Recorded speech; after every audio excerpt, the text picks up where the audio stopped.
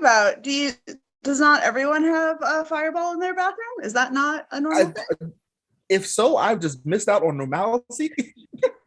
It's very seldom that I choose to drink Fireball. And then in the bathroom. Medicine cabinet, Yeah. there's a Fireball, and there is a peach ice. But the bathroom. No, Why did it go to the bathroom? I don't know. I think I threw it in there. Was that where it started or where it ended up? That'll be my question. I think that's where it, I don't know. It's good for if you're having a panic attack and you're like in here and you're like, oh, good. I need to go and like drink something. I need some liquid courage. Oh. Yeah. Yes. But all right. So I don't have a toast prepared because I'm not a good toaster. Besides all the ones I know are very inappropriate. All the better. Cheers. Here's to our new campaign. Cheers to the new campaign. Hey.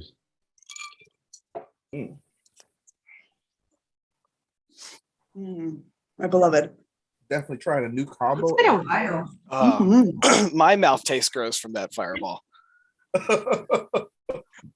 I'm like, that made me happy. I don't have bad college memories of Fireball. All right, I guess we're my tongue. Probably open. Okay, so first thing I need everyone to do real quick for me is I just want you to roll just a straight D20, please. That would mean having my character sheet open, which I signed in and just forgot to actually open the character sheet. Are you even ready to play this game, Reg? Do you want an honest answer? Yes, I do. Oh, you're muted, Jay. Yeah, I do this all day. I went ahead and rolled in D&D Beyond. I don't know if that showed up on your end. But if it didn't, I got a 3. You got a 3. Beautiful. I got a 10. A 10? Yeah. Oh, buddy. Okay.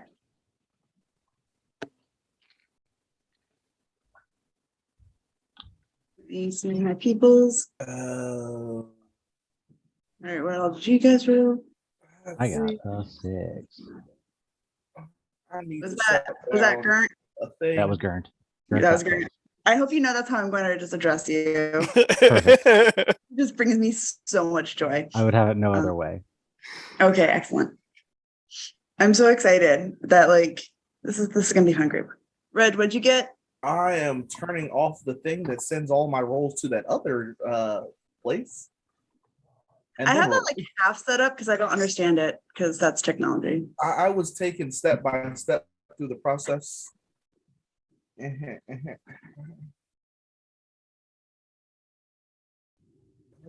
still suck at things. Okay, 1d20 was the request and do the thing. Mm-hmm. That was dangerously close to a nat 1. 13. Okay, beautiful. Oh, beautiful. Okay, so. All right, perfect. Love it. All right, so are y'all ready? Absolutely not. Perfect. Neither am I. So this is gonna be great. Woo! Okay. All right. So our campaign starts with if a beautiful camera shot sweeping down over this beautiful grassy mall, and it kind of pans up towards, and you're seeing this beautiful, intricate fence, and then in the distance, it's just a ton of buildings, as beautiful as you can imagine. And there's just a huge swarm of students and adults, all just kind of meandering into this location. And it's Pag Asa, and people are there because it is going to be the very first day of orientation. People are excited.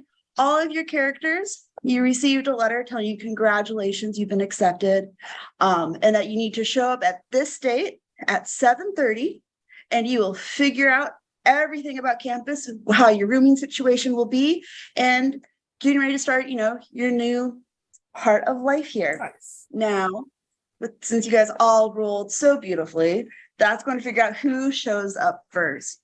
So the first person that we see kind of milling around on the streets out on this mall seeing there's a few like Leonians off in the distance, kind of talking to each other. There's a few like goblins over there, a few cherubs kind of floating by, racing in the sky. And there we see Jay's character looking at them completely entranced. Jay, do you want to introduce your character for us? Yeah, I'm playing Vox. He is in some, nice, not too tight fitting, but definitely not loose, floppy robes. He's wearing some purple, garments. He's got a stack of books though, not even required for like the curriculum, just like books that he has. And he's like, can barely peek over top of it. He's just trying to figure out where he needs to go. So really just kind of looking out to see if there's any signage on campus. Of course. I love that. Can you roll a perception check for me just real quick? I can, if I can find, how does the alphabet work? Perception. There you go. That is a 6. Okay. So you look at your sheet again, and it just tells you that you need to look for this group number. And you're looking around, and your eyes completely just miss the huge banner that just says orientation check-in here. But you see a group of students making their way to this building, and like all of these people. So you decide that you're going to follow it. And as soon as you enter the welcome center for Pag Asa, you are met with beautiful marble floors, beautiful like Grecian columns in all the corners. You can hear water running somewhere, but you don't really know where or how it really fits the space, but you hear it. And as you're scanning, you have your number in hand, and you see off in the far distance a dark-skinned wood elf and a little snail wearing a bow tie, holding up a number that says number 69. I was gonna say, am I holding a number 6, but I have it upside down? Is it supposed to be a 9? But okay, so It's 69. Number 69. It's kind of hard to get lost, regardless of the orientation. Yeah. Off to a strong start. I What do you expect from me? I don't know if I needed to mention that I was a high elf or anything like that, but yeah, just I'm not going too crazy with descriptors on this character. No, I love it. All right, so Boxy, you're like, okay, you kind of do the point, like, oh, I think this is the number, and you start making your way towards there.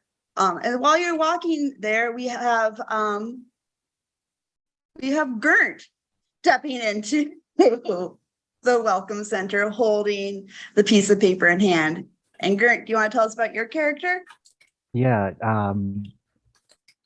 What we have here is a very scrawny half elf, kind of looking at his paper and looking around and looking back at the paper and looking around and just trying to make sure he's in the exact right place he needs to be. I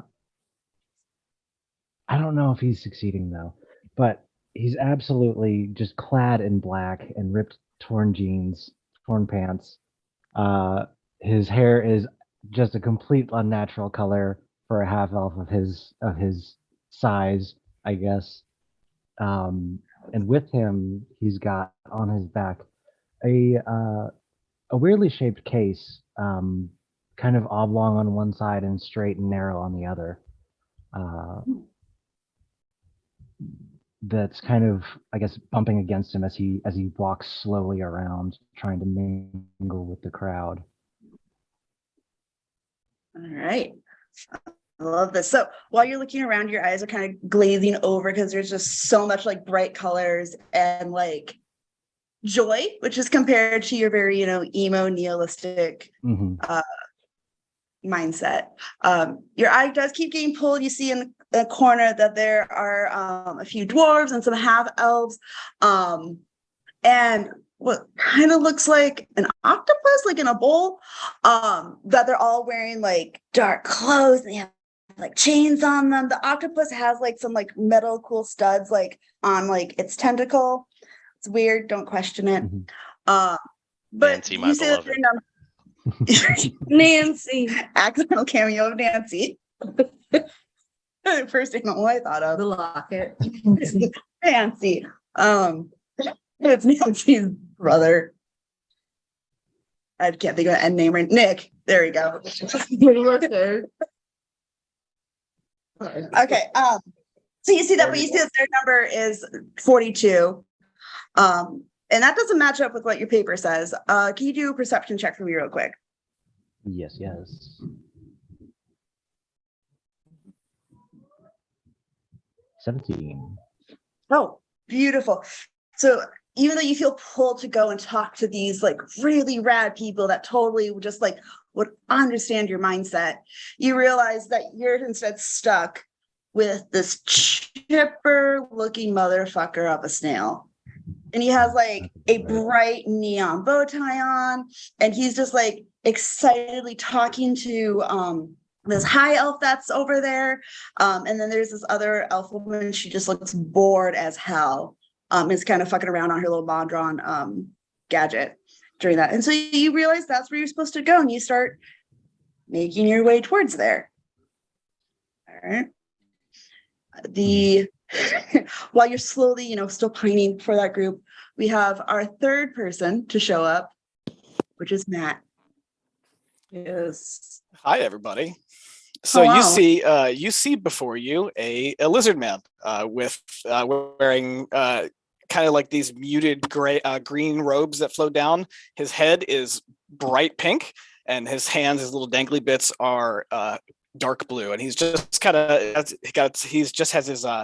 his hands in his arm, or he has his hands together like this, and he's just kind of walking around trying to take it all in. You know what, Reg? It came out of my mouth, and then it was too late.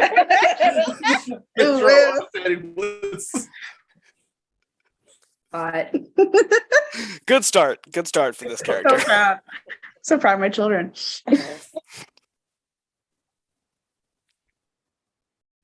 How does Maxwell feel being at Pag Asa? A little annoyed. Frankly, kind of thinks like this is like beneath him. He's already been down this road before. He's just like, oh, let's just get this over with. Let's just keep going. Yeah. This time it's different than when his last academic endeavor, where he was at Monogambu, and he had the very formal occasion with the robes and going to your tower and figuring out your rooms and meeting these people. Instead, you're just given this tiny little piece of paper that might be just a little crumpled up on one side, might have a tea stain on it. And it just says, you need to meet your group, which is number 69. And then you'll figure out everything else from there. Disgusting. Nice. Very well. So while you make your way there, you see all this elaborate, like ornate fixtures of Pag Asa, but to you it's nothing. You've seen this before. You've been here before. You don't even have to like roll a perception check. You know exactly what you're doing here. Yeah. You're just a little. It's a little brighter than I remember, but yeah, it has been a while. Well, that's definitely the reason, nothing else. So as you make your way, you see in the corner, you see that number, and you see just this kind of motley crew forming, and you can start forming those like very first really shitty first impressions of everybody while you're doing that. And I feel like you how quickly are you trying to get over to that group? Or are you just taking as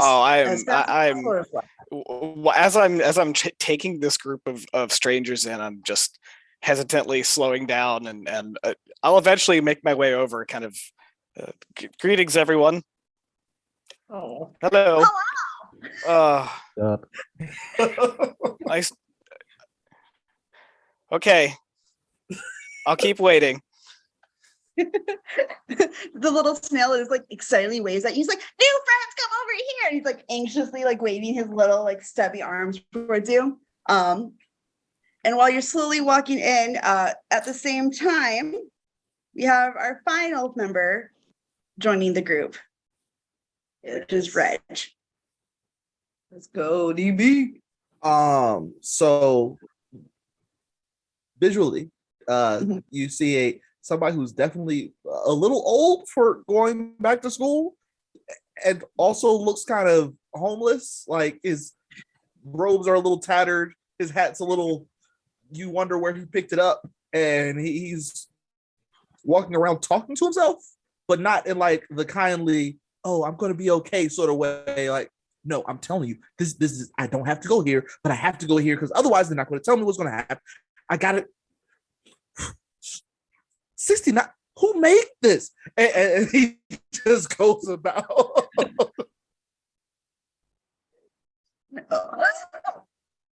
Are you trying to like keep the muttering to yourself, or do you care if people are like looking Not at you? at all. He doesn't seem aware that the other people are even next to him. Like he's just in his own world talking. Excellent. There's definitely like an air ganassi kind of stares at you and kind of mouths up, what's his problem, to their friend, and then just kind of ignores you as you keep like having this inner banter with yourself as you make your way there. And finally, we have all of our group together. You see little Sheldon get his clipboard ready. He checks it and he goes, All right. I think I think everyone's here. All right. I am so excited. I want to welcome you Snail? to Pag Asa. An oversized snail. That's what we're doing right now. Yeah. I'm so excited to meet you. I am a second year here at Pag Asa. And with me is my lovely tour guide co-host. Her name is Sienna Starwalker. and you just see the wood elf kind of just like look up from her mouth and be like, sup, and just kind of like keep going back to her phone, just doesn't give a shit that y'all are here. She's just actively ignoring you. And Sheldon is like trembling with excitement. He looks at all of you and he's just like, This is going to be the most exciting and influential times of your life. I haven't even You lived that guys- long. Like I've lived that long, but I haven't lived that long. It's hard to explain. Like I've seen things. Man. We've all seen things, trust me, and you will see more things once you get to learn it. Now, I'm very excited, and because you are going to spend so much time together, I want you guys to grab the hand of the person closest to you. and then he stares at all of you, waiting for you to hold hands. And he kind of tries to like grab like Sienna's hand, and she first like smacks him away, and then finally just like limply like lets him hold it. He's like, all right, hold hands with the person closest to you. I'm going to like try and like pinch the books between my chin and my other arm and try and meekly hold out my hand to whoever's standing next to me. I just kind of look back and forth to see whoever moves first. Am I standing next to Vox at this point? Yes. Then I like tentatively grab like the edge of his fingertip, Oh my God, I love it. But just what if very gently. not everyone even has hands? Like that's a nub. That's not it. I suppose you just have to make do with what you've got. You're right. And he grabs Matt's hand Ah, like that. oh, you're so sweaty. Sweaty. No, that's not sweat. Come on. Oh, And Joel's like, excellent. That was way faster than everyone said that you would do. That's awesome. Now, what I want you to do is to look each other in the eye and say, I care about you and will always be here for you. After you say that, we're going to hug each other for 1 minute. I suppose it's not too late to leave, is it? Nope, you got to say the words. And he's like already like looking at Sienna, and he's like, I care about you and will always be here for you. and it, like starts trying to like go in for a hug, but like his little arms are like so short, so like it's not quite working. Are either any of you gonna try and go for a hug or say these words? I will try and say the words, but again, I'm balancing all of these books and also like Yeah. trying to speak with the books pressed between my chin and going for an awkward hug, I guess. I'm just like I love it. muttering the words as he's saying them, just in time. And then just like kind of leaning forward, like, okay, let's get this over with too. Maxwell is just staring him in the eyes, not moving. No vocals, just Well, DB is quite vocal, but he's not actually talking to you. Wait, you want us to do? I'm sorry. Wait, pause. And then he kind of look. Seriously? You just want me to say that, don't you? That's just. And then he turns back to Maxwell. Maxwell, I care about you, and I'll be there for you. And I want you to know. And he kind of, still holding the hand, brings out the arms. We can do, and he just goes in. Okay. Don't worry about the smell. It's okay. It's okay. It's okay. You are very sweaty. No, it's not sweat. And then he kind of backs off. Amazing. I am smirking at his discomfort. Yes. Like this is the first time, like Sienna, you've seen her actually like kind of smirk a little bit, seeing like Maxwell just like want to die, just to set this whole place on fire right now, but physically unable to. Yes. And she just kind of like looks up and like stops Sheldon like with her hand from like trying to hug her. And she's like, "This is feckin' boring. Like we don't even know each other's names yet. Like how the fuck are we gonna care about each other? We don't even know who each other are. My name's Sienna Starwalker, and I'm a cult of influence major. And who are all of you?" He just goes in. Fuck, I wasn't expecting that. She's like, "How fucking dare you touch me? I'm a second year. How dare you?" I'm just following the instructions. That's what the snail said to do. That is not what Smeldon said. I'm Okay. pretty sure that's not. I think I like that. But Sheldon Smeldon. My name's Sheldon. Yeah. I've heard that. Okay. I feel the energy here. This is okay. Oh, do you have a better idea, Sienna? She's like, "Yeah, I think we need to say our names and then like let's do something fun, like who truths and a lie." I'll go first. Let you all think about it for a minute, okay? And she she does a few hair flips, like she's just very. She thinks you guys like give a shit about who she is, but you don't. She's like, "Okay, so like I said, my name's Sienna Starwalker, and my two truths and a lie. My signs are Gemini, double Scorpio. My great granddaddy was a famous wizard. You might have known him. His name was like Arcadia Starwalker. And when I have my own following, my fans are going to be called the Sienna Stars." I have a question. Can I roll a history check Yeah, to see if I know who Arcadia Starwalker I'm gonna do that is? too. yeah, go for it. Please. Oof. That's an 11. Ooh, 18.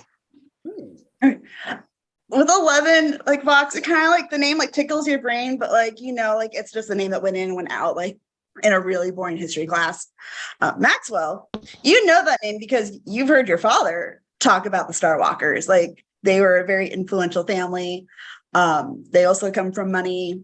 Your dad didn't love them as much because they kind of also were rivals and wanting to always be like the top dog, politically speaking. So, but you know who they are. And so it just adds to, you know, how you feel about Sienna.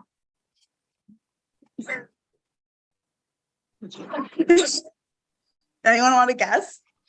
I'll be honest, Dennis didn't hear a thing she said because he was too busy trying to come up with his own two truths and a lie.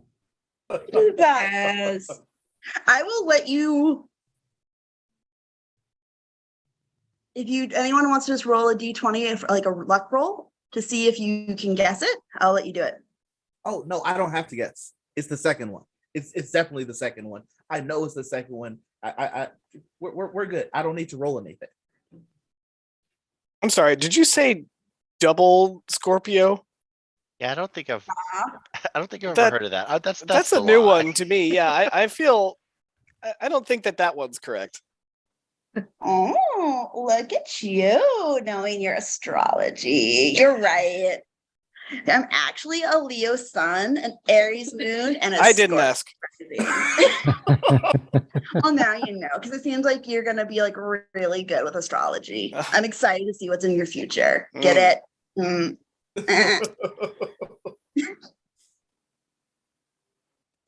And Sean's like, "That's amazing, Sienna. All right. Since Maxwell got that right, I think Maxwell should go next." Oh shit. Very well. I am Maxwell Thornton Bennett III. But we know that's the truth. I didn't get to that part yet. But it's two truths and a lie. I don't think you're doing this right. You're right. So on to, anyway, two truths and a lie. I was human once. You're human now.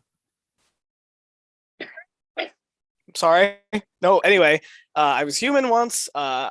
I came from money in a sense. I have family, and I'm very Yes. happy to be here.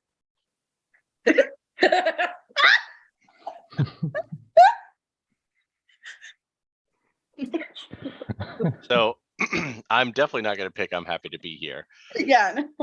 What do you look like? Because I might lean towards I used to be human once. I'm a bright Clearly pink a lizard lizard. man. Yeah. You are not a bright pink lizard man. So point of clarity. You're a bright Am I pink still lizard holding man, kind hands of. with Gurnt? No, I dropped that. As soon Okay, as cool. Pog was over. So said, no, I- it is. All right.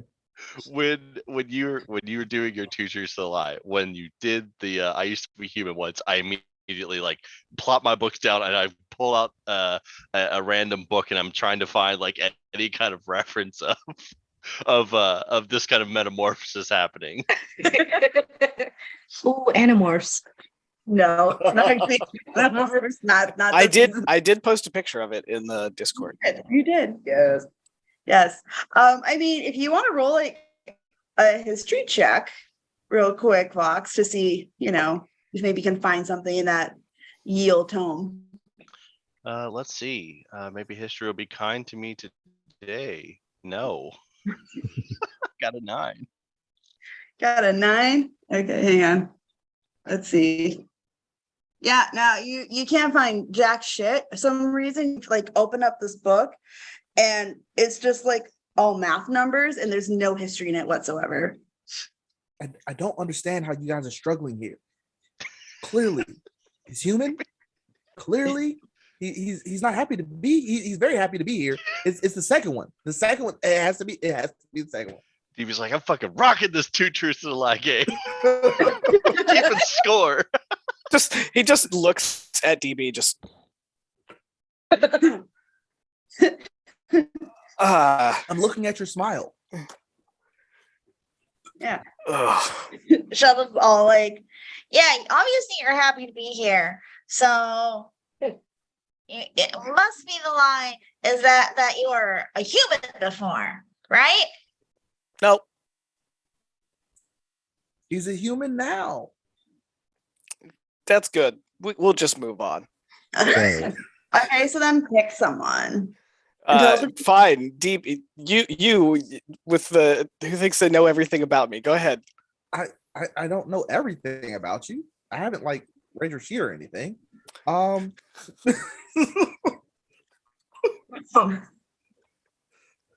So okay. So there's supposed to be an order, two truths, then the lie. No, it's however you want to play. You can do the live first, second, or last. It's however you're feeling. If you want to be spicy. Okay. So, I'm only a few months old. What? I can see things that no one else sees, and That one makes sense. my full name is DB.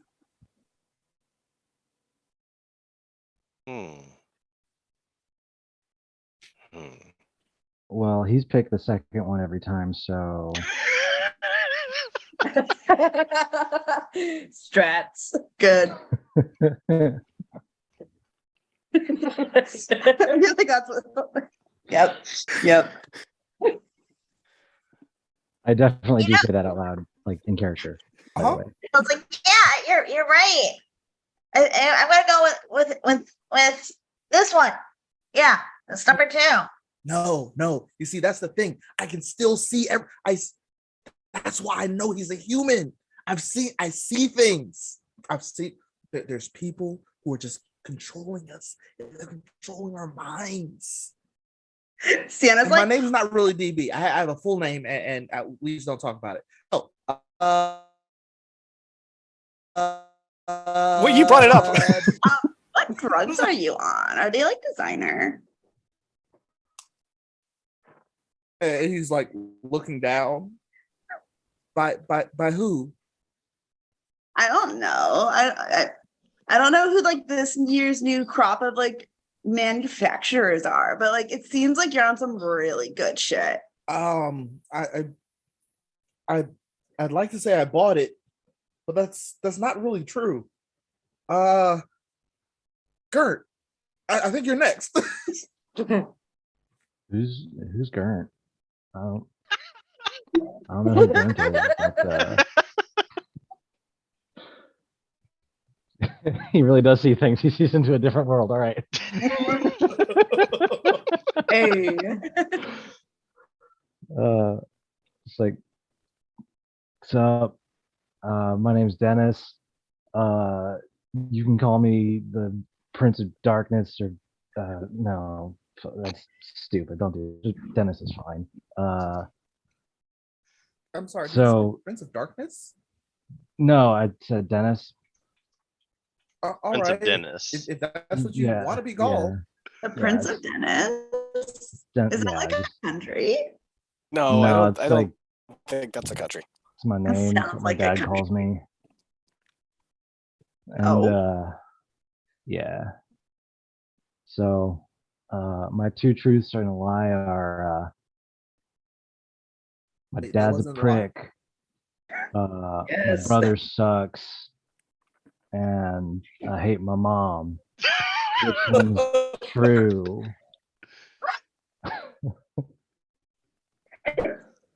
Fucking edgelord, I love Dennis. Well, it seems if Look at assuming you're here. playing by the rules of this game and 2 of those are true, then I assume they're the 2 that mean the same thing. So the first thing is the lie. Yeah. Which one did I say first? Your dad's a prick. My dad's a prick. No, dude, my dad's actually a prick. Oh, That's one He truth. sucks.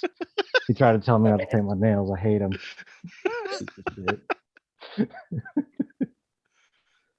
He told me people would make fun of me for it. No one's made fun of me yet. Douchebag.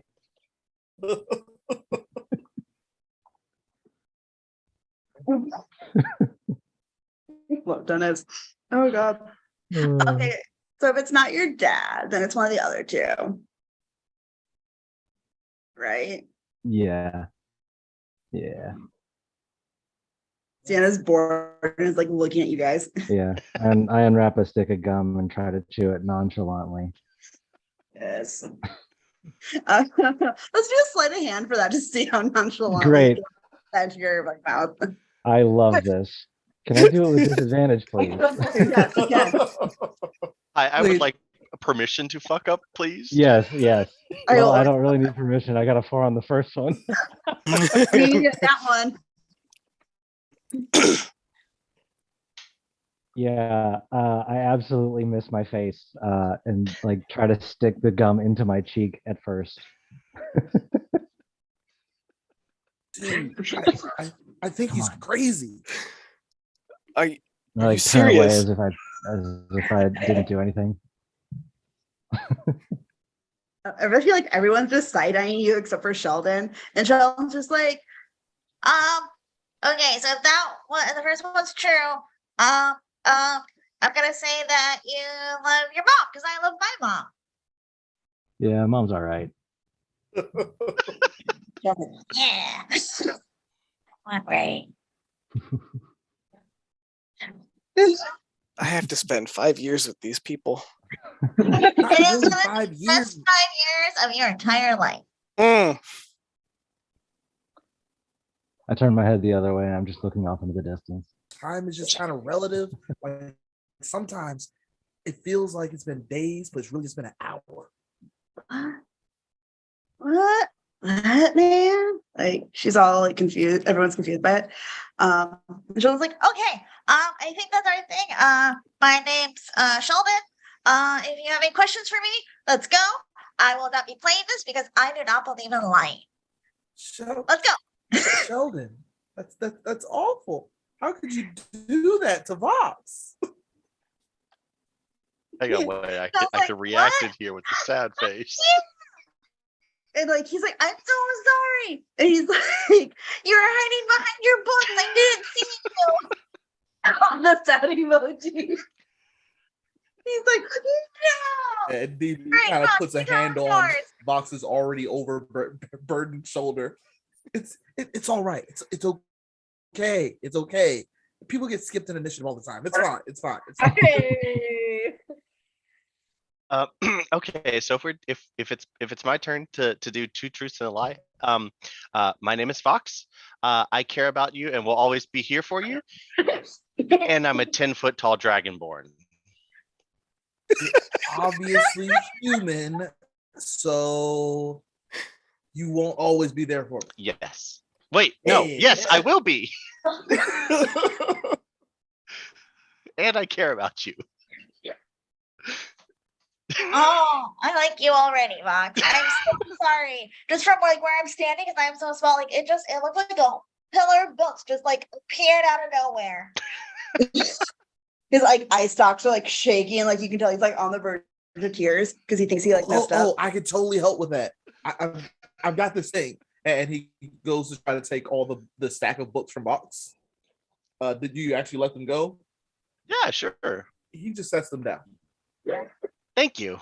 You're welcome. No problem. As So, you can where to see, next? the lie was I am not a 10-foot dragonborn. Wow. I like this game. Y'all are so boring. Except for you, the one that's on drugs. Wait, And Sheldon's like, okay, Then put your name on the books and you'll find it in your dorm room. All right. I think now we're all ready to leave. And we all know each other's names. And we're gonna head out. Who's excited? Woo. is this still the two truths and a lie thing? Because I don't think everybody Right. understands that the game is over. Yeah, the game's over. Is No, that yeah, the I got lie? it.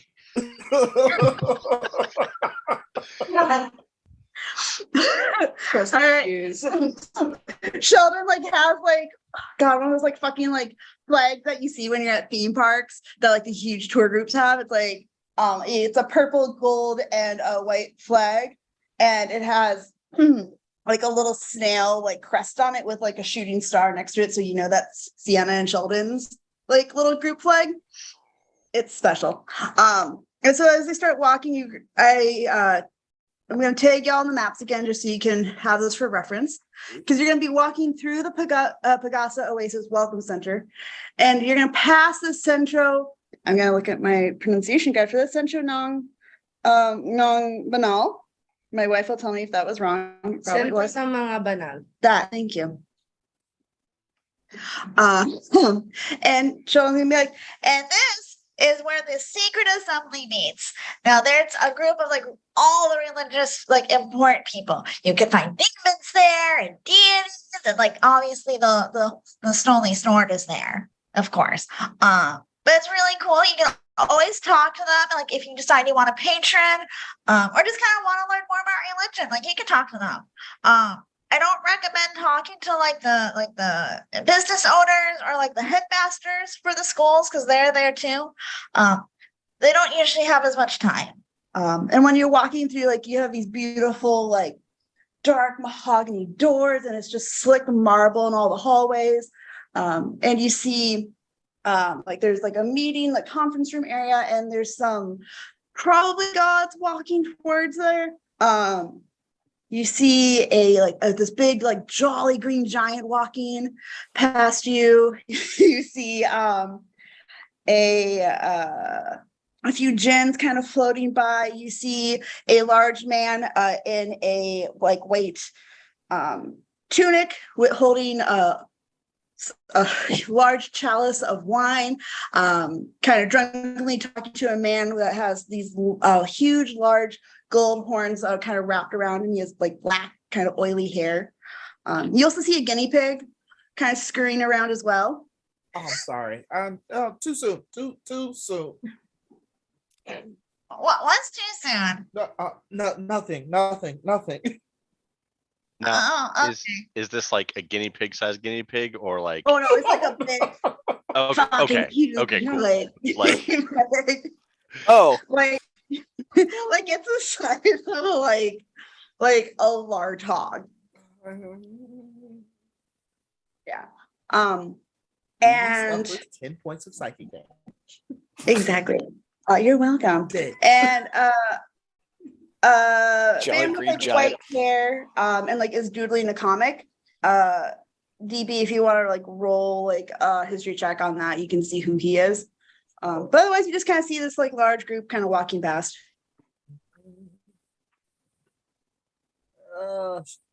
So with +3 in history, a strong 9. A 9. Oh, it's still, even with that, it's easy to tell who it is. For some reason, it kind of looks like Stanley, but like that doesn't make any sense to you. Dude, how did he make it here? It's the person from the thing, from the people. Whoa. yeah, totally. You see everybody here. It's really cool. Dude, like there's no way for him to actually be here, like plagiarism or something like that. Anyway.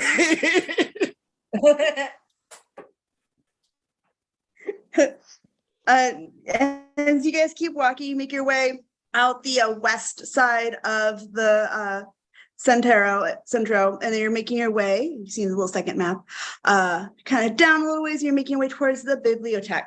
Now it's this huge, multi-story building. It has more, kind of has like dark wood.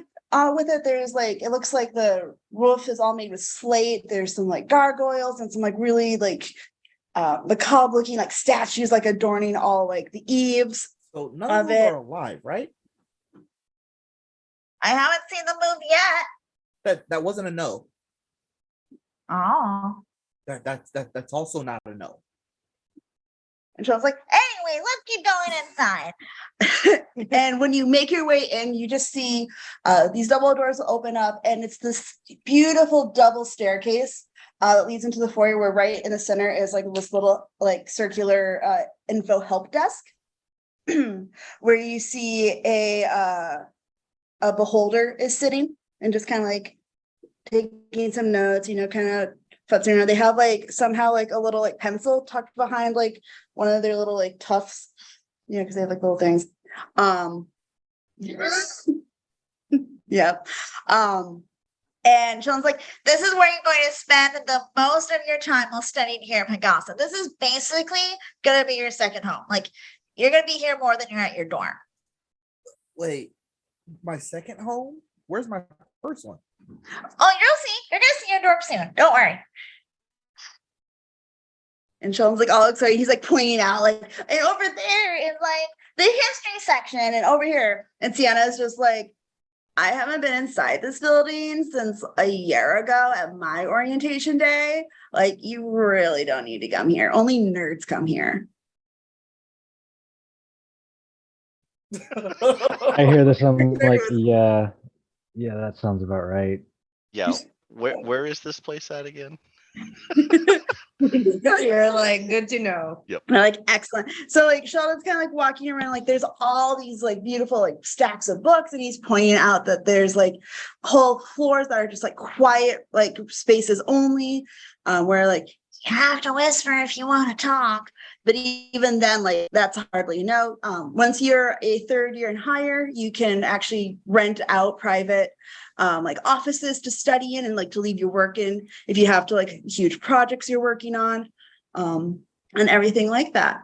Can I just have y'all make a charisma saving throw for me real quick? Not charisma, a wisdom. I changed my mind. I want a wisdom saving throw. Charisma was definitely my favorite. Well, that sucks for you. Oh, it's all good. I still failed. 7. I also got a 7. 11. But if it Hey, was seven charisma, that gang. would have I been got a a 3. 9. Oh, great. I Oh. love this so much. There's nothing better than failing a wisdom saving throw. I'm so excited. Actually, I got a 13. I didn't click the right place. Sorry. You got 13? Yeah. Beautiful. Yeah. I'm just making sure I got all my spells here. Okay. Dennis got a 9. This is great. I am so proud of each and every one of you for this. And oh God, okay. So yeah. So Maxwell, DB, and Dennis, while you're like walking around like these beautiful, like just this beautiful library with like books that you've never seen and like topics and genres that you just never could have fathomed. You each have like a different book that just kind of like pulls to you and calls to you, and like you you really just want to reach out and grab it. Oh. So if you want, each of you has a different book that's like calling to you, but if you want to like describe what you think that book would look like, that would call to your character. Ooh. There's a better question. Oh yeah. I wish I'd failed my saving throw. You'll see about that. Ooh. 1. Was that be what? 1. It could be a whole like series or something. Oh, then it's not a book, a specific thing that's calling to him. He's just, I've got to know. I've just got to know, and he just starts opening a random. Oh. Okay, Clifford? beautiful. All right, What's Max, what does the book look like for you? See, I feel like I need more information. Do I get to pick what's in it? Or is I'm just I don't picking get what it what's looks in like? It's just like there's this one book that like for some reason you just feel like it's calling to you. It's like Jumanji. Yeah. Oh, yeah. I don't know. I think like all I can see from here is probably the stem of the book, and there's like 6 or 8 other ones that are all kind of brown and bland, and then it's just this bright blue spine like at the in the center of this massive like other books, and I'm just like okay, and I'll like throw my little mage hand out and grab it. Perfect, beautiful. All right, and Dennis, what does your book look like? My book is in a wall of looks like illustrated fiction stories, and this one happens to be volume 1 of its series, so brand new, just put out by the author. It's like interesting. anime section? Absolutely. It's the manga. Hell yeah. But this one in particular has 2 characters on the spine, almost embracing. One of them is the dude with like a metal arm, right? And he's looking really badass with his like glowing eye, and the other one is like a small girl with way too much hair. Yes. Love it. Like, volume 1. All right. Okay, perfect. That set me up beautifully. I'm just gonna roll some dice real quick to see what y'all get. That's the name of the manga, Volume 1. Perfect. Yeah. It really is. All right, that's perfect. Yep, that's gonna be. Yep. Yeah. Oh. I'm so sorry, y'all. Okay, so we're gonna go reverse order. So, Dennis, as you are like enthralled by like this manga, and you're just like, wow, like I've been dying to read it. You realize that it kind of had like a glimmer effect on it. It's not actually like when you move it, like the cover kind of like changes and it shifts. And so like on one side, it's like this really cool like bionic dude, and then like the other side, it's like a dragonborn. And like it's really weird. You kind of keep like like a messing with it. lenticular. Yeah, it's eventually. Thank you. I couldn't think of the word of it. Yeah, it's that. And you realize it's a double book feature, and one of them is the time traveler's waifu, Um, and then the second book in this compilation is the Lusty Dragonborn, and both of these books were written by someone named Melody McKim Beauregard and Creature. But yeah, it's fine. You can just take that with you, check it out if you want. Yeah, I kind of hold it off to the side, kind of tuck it under my arm, try to make it inconspicuous that I'm holding a book. Because I'm like, I don't want anybody to see my weird hobbies. You're like, I'm stealing it because damn the man. Yeah. Oh, trying to be edgy. Love this. Maxwell, so you I wrote find my this, brother's name on it. Prick. you're like, love it. Maxwell, you pull this beautiful, like, it feels like in your fingertips, in your kind of new scaly hands. It feels kind of velvety, and like it just feels so regal. And you're like, why have I like never like seen this book before? This is so exciting. And as soon as you open it, you discover the errors of your ways, that this is a musical book.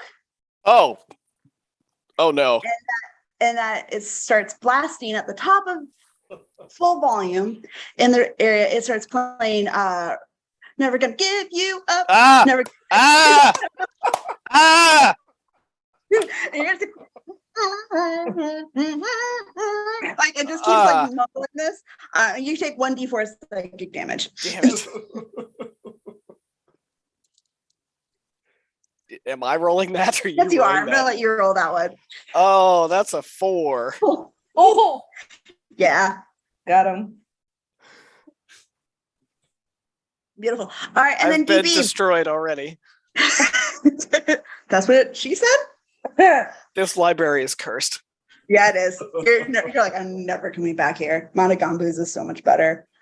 And then DB, as you open up your book, you see on the front cover is this round sphere, and it's yellow, and it has like really angry eyes on it, and there's like tears coming from it, and it's making kind of like a face on it. I think Matt has the prompt ready to go. And then it just you just see like poorly written. It says We've all given Kate far too much power already. you have. Over there, babe. There you go. Jesus Yeah, Christ. you see that, Uh-huh. and then you just see like I knew school, it. I knew it. and like asses forever. And while you're looking at that, the book then begins to open its maw, and I need you all to roll initiative. Oh joy. Oh joy. All right. Get pranked, bro. Hell yeah.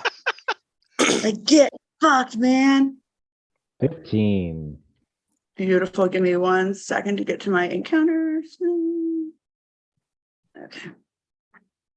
All right. So me. So we have. I picked all my spells way ahead of time. Okay. So we're being attacked by a book? You're being attacked by a mimic, Okay. which Maxwell, you'll know what that is. Maybe DP, but oh, okay. Vox got a 19. All right. Vox got a 19. We got Dennis has a 15. Maxwell got an 18. Oh, okay. Then never mind. Let's go. Okay, show off. So 18. I'm just gonna do a joint roll for them. Okay. And DB at a strong 13. Beautiful. I love that for you. So He's holding the first book. No. I love this so much for you. Okay, TB, you got 13, and that beautiful thing, the mimic, got a 12. Sienna's not going to give a shit about y'all, but Sheldon will, and he got a 9. So, all right, Vox, you're up first. You see the snarling book in DB's hands. It has teeth on it, like this kind of like tongue's coming out. It's kind of going at it and like trying to like nip at DB right now. Okay. I guess I should probably ask like what's the line with cool shit we can do with Mage Hand? Because I would like to use Mage Hand to kind of I have its mouth held closed, but I don't know if you want to do that. I've Because got other stuff I could do. what Beichan can move things are what 10 pounds. I think so, something like that. Yeah, it's a 10-pound capacity. All right, you're making me look up the weight of the mix. Like I should have known that something like that was going to happen. Never know what's Listen, going you all let me play a spellcaster, so I'm Well, always yeah, going to try yeah. and figure out like where to bend the rules. I mean, if we want to talk about the law of conservation of mass, I think mimics can be massive, so they just get real tiny, but are still the same weight. Yeah. I'm like science. Okay, I'm gonna do a competing strength roll against. Perfect. My Mage -1 hand. will come in handy. All right, we're doing strength rolls. Yeah, I think that makes sense. That's the only thing that makes sense in my brain. Yeah. That's 15 on the strength. Ooh, he got a 13. So yeah, you're able to just kind of close that mouth shut. Like it's still an issue, but like it's not biting right now. Cool. With Hold my on, I'm with trying the, to read here. What are you doing? yeah, with the rest of my actions, I'm actually going to try and dig out a book that I've got on mimics and start reading it about this thing. Yes, I love that. Yep, that's been It's the end of my turn. Okay, perfect. All right, Maxwell, what are you gonna do? What are you doing? You're just gonna leave it there? I'm gonna be flipping to the page. Hold on, I'm looking up something. So this is a mimic inside of a book. Correct? Oh, the book is the No, the book is a mimic. Right. I'm trying to gather at how big this fucking thing is. Oh, it's like It's like the Monster Book of Monsters. combined. Yeah, book size. It's home. Yeah, Okay. it's a book with teeth. yeah, like in Harry Potter. All right. Second question: how high up is the ceiling? Apropos of nothing, but could you? Let me roll some dice to figure this out. We'll do some world building together. All right, what floor is this on? This is on the first floor, so that's good. We're gonna go with 16 feet tall. Okay, great. I'm gonna look around at everyone like, okay, and then I'm going to cast catapult on it and fling it straight up into the ceiling. Yeah. Yes. I'm gonna just like fling my hands out and like it just like floats up in the air for a second and then just shoots off instantly. Is there any kind of verbal Hopefully, you gotta component to make a. this? Do you have to yeet? No. What is it? Yes. I need a dexterity save for that. All right. What's the DC? What is my DC? 13. Ooh.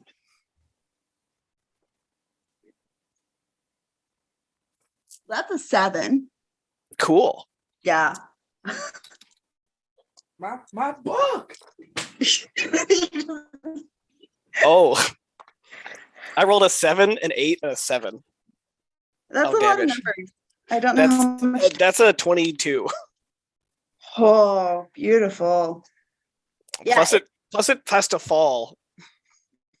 Oh God, and fall damage in D&D is fucking bullshit. How long does it take for it to fall? I mean, I assume it's instant. Okay, I don't know. Okay. So it's 16 feet. So that's what 9.8 meters What, squared. 10 feet. So 10 that's a feet. D6, right? It's Oh, I got a 6 too. you got a 6. Beautiful. Yeah. So God, I love you guys so much. So you just see like this like book that's like you can hear it going like angry growling, but like it can't like open its maw, and it just kind of gets yeeted up into the air and goes like brushes the ceiling, and then it just plummets down, and it makes a loud thud in the middle of the stacks. And you see some like pages kind of go flying. But it's just kind of now like angry, like shaking on the floor. Is there anything else you want to do, Maxwell? Nope, I'm good. Okay, it looks real fucked up. All right, Dennis. All right. Dennis is going to do some Dennis shit, and I'm going to cast Vicious Mockery on a book. Yes. Yes. I'm here for it. So what now?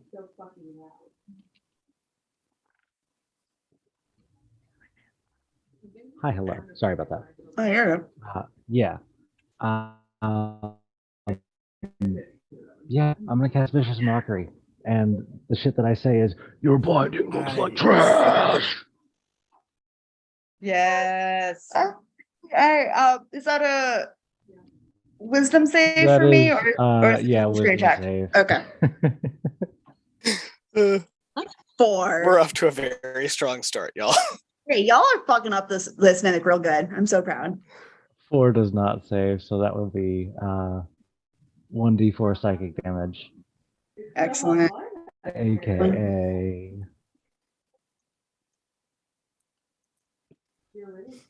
it is not showing on my end. Okay, wait, there it is. No, dude, just roll it. Whoops. Well, I will learn how this works, I swear. You're good, my dude. Yeah, that's a 4. Hell yeah. Yeah, this book is just looking rough. Like some more like some of the binding kind of pops and like it's just like starting to fray a little bit. If you can hear it's like snarling more and more as it's like trying to like break free of this mage hand. Is there anything else you want to do, Dennis? I'm gonna kind of duck behind Bookman a little bit. Just kind of like look over his shoulder a little bit. You talking about me? Yeah. Yeah, because I'm just like my Mhm. I'm deep into reading something. He's like, what are you looking at? I love it. Excellent. All right, DB. So DB looks up and goes, "Wait, you want me to what? No.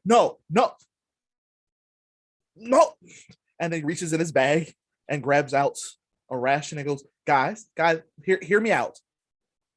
It's probably just hungry. And then he goes over to feed the mimic. Oh God. At least throw the food at it. Yeah. Are you going right up to it? Okay. I'm gonna need you to make either a animal handling or a survival roll, and then a dex save after that. All righty, let's do this. This is so stupid. I love you guys. 5 for the survival roll. Yeah. So you're like, yeah, this And is can we smart. get lower? 4 for the dex save. Oh my God. Oh God. Okay. I am so proud of you. So as like you like crouch down and like you're trying to feed. What are you trying to feed this book? Like what Just the what rations he had in stacked his in? bag. So what he was Okay. going to have for lunch is what he's like, no, it's just hungry, but I got to know what's inside. Yeah, and it's like and because you failed that dex save. Ooh, that is spicy. Oh yeah. Thankfully, you only take 1 damage because of the fact that it has the mage hand still like keeping its closed. So this one little tooth just kind of grazes like your knuckle, and it goes, just like that. Hey, stop it. It's just all angry and like going. Anything else that you want to do on your turn? That will be all that he's doing on his turn. Excellent. Hopefully. All right. So it's now the mimic's turn. So he's gonna try and break out of this lovely mage hand. So contested strength again, I guess. Yeah, sure. Let's do it. We have both such great strength. Oh, Ooh, right. eh, Please beat a 4. Or sorry, don't beat a 4. I got a 22. Yeah, no, I think that does beat it. I think that'd be Yeah. I think that beats That's close. You almost made it. almost. Almost. God, it's so bad. So it is just it kind of frees itself from it and just it growls at you all. And then kind of takes like kind of slides backwards, trying to like survey you all. Because like but it's not going to attack yet. And then Sheldon, he's like, "Oh no, are you injured? I can't have anyone injured on my tour." And he's going to cast God, I haven't used him in such a long time. He's going to cast a lovely little cure wounds for DB, even though there was only 1 damage. But you got 8 HP back, even though that doesn't actually work for you, right. but whatever. It's like it was a scrap. He didn't mean it. I promise. He's not really that mean. I mean, people can reform sometimes. It tried to eat him. I was holding the rations too close. That was on me. Maybe he's just really hungry. That's gonna be Sheldon's turn. It's gonna go back to Fox. Yeah. So during that like that whole last turn, like I've been flipping through going mimic. Here you go. Mimic are shape-shifting predators able to take on the form of inanimate objects to lure creatures to their doom. Blah blah blah. Yeah, it's a oh, don't touch it. And I'm gonna see that the mage hand is gone free. Oh no.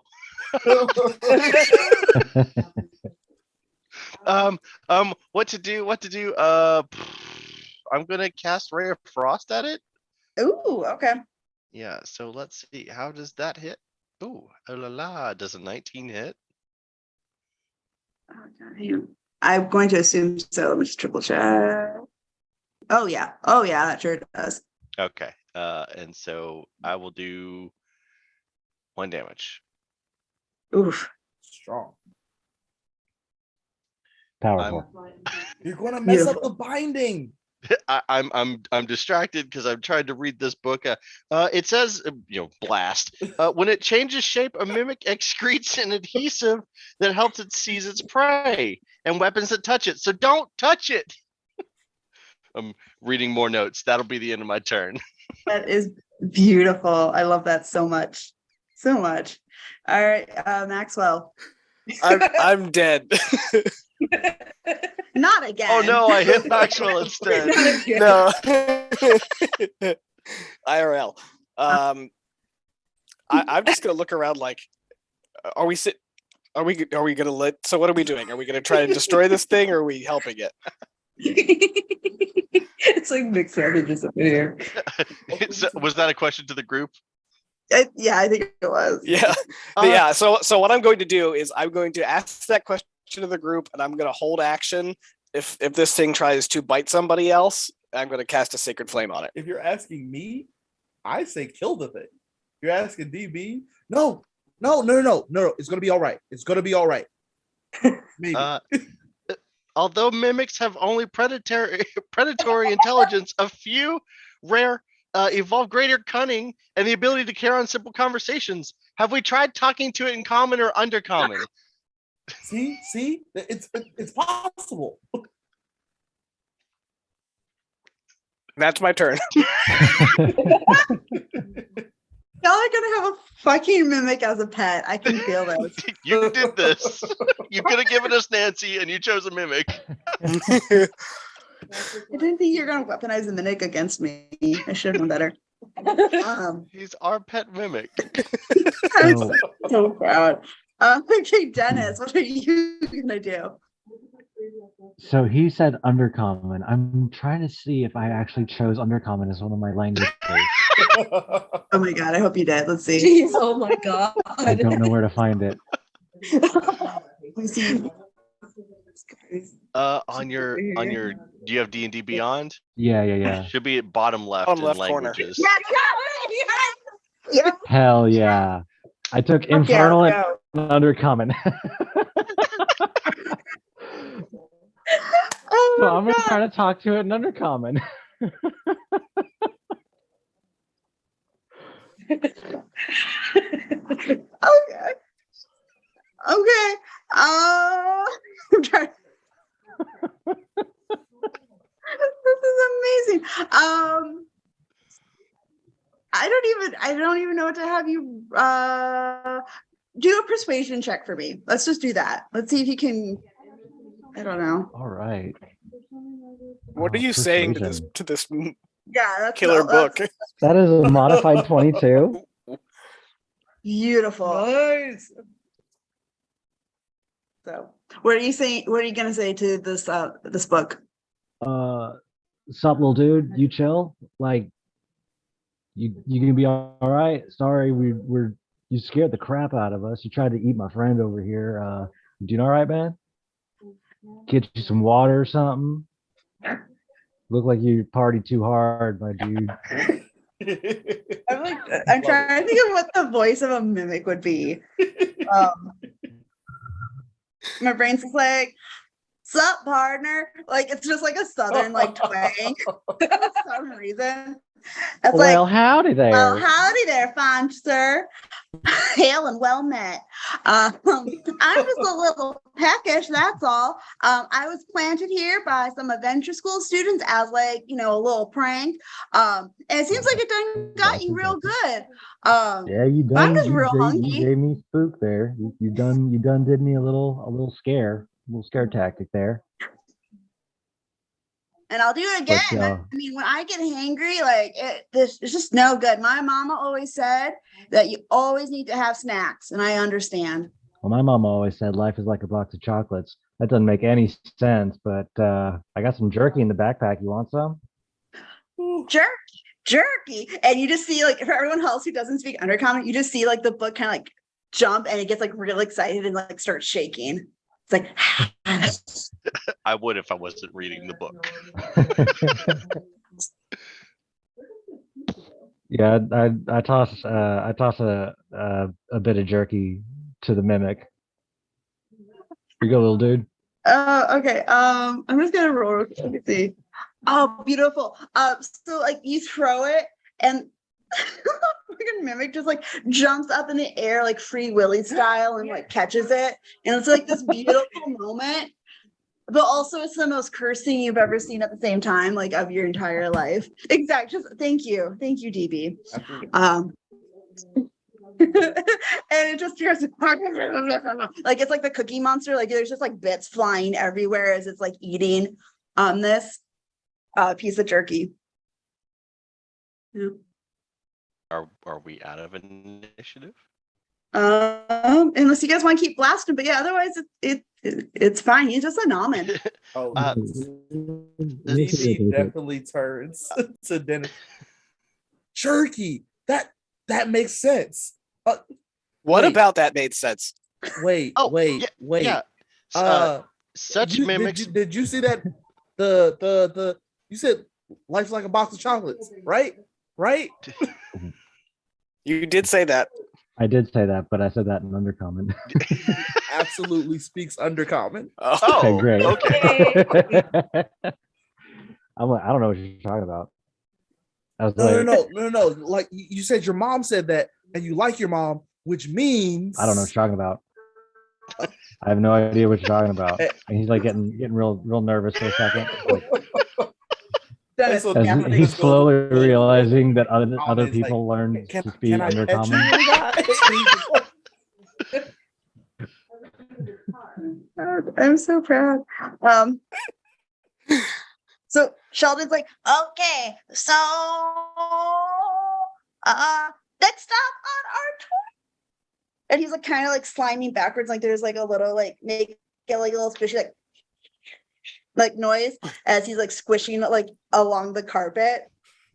Hey, Sheldon, little dude said that he was planted here by some adventure school kids. I don't I don't know if that's a thing you should know about, but I'm gonna try to make them my pets.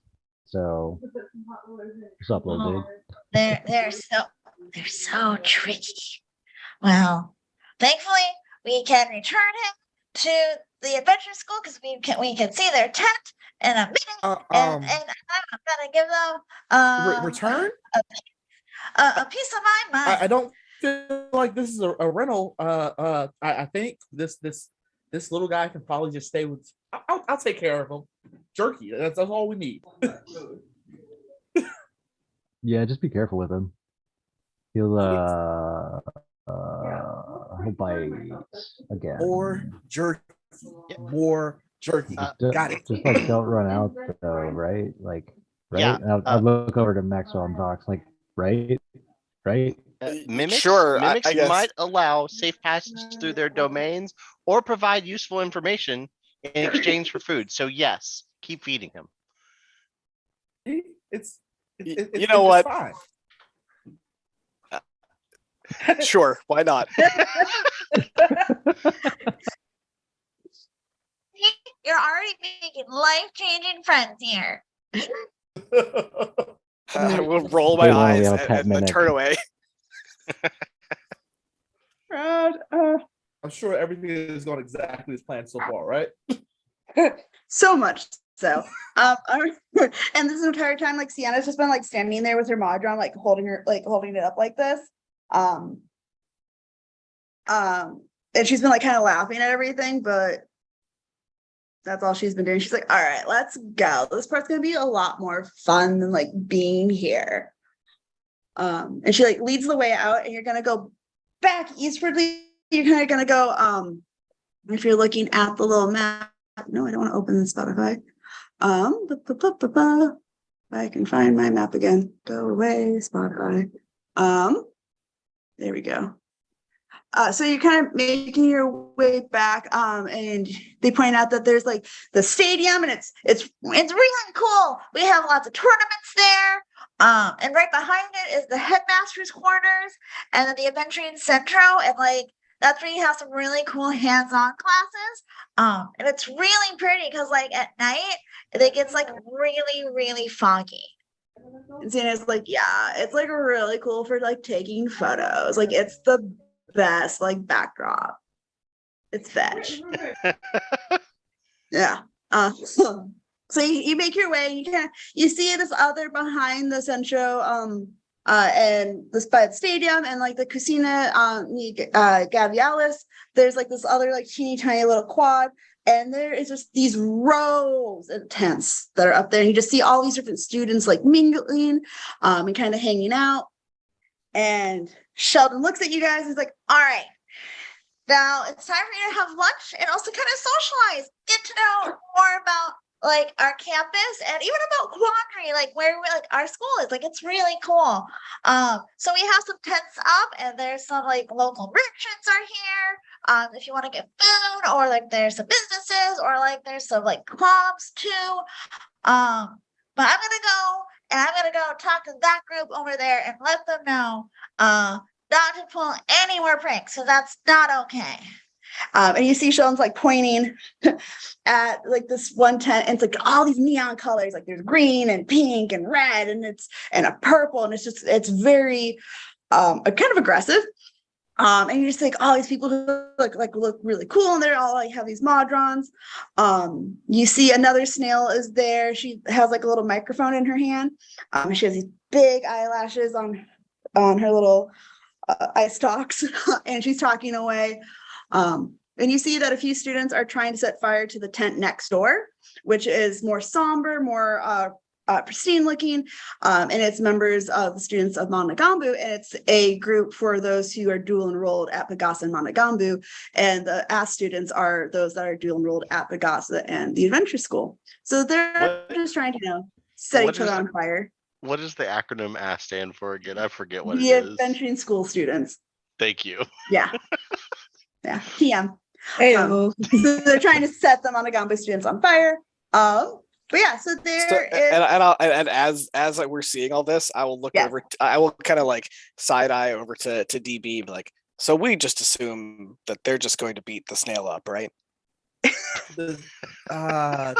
I'm not sure what that snail can do, so it's not my assumption. But if it's your assumption, then we can assume it together if that's what you want to do. All right.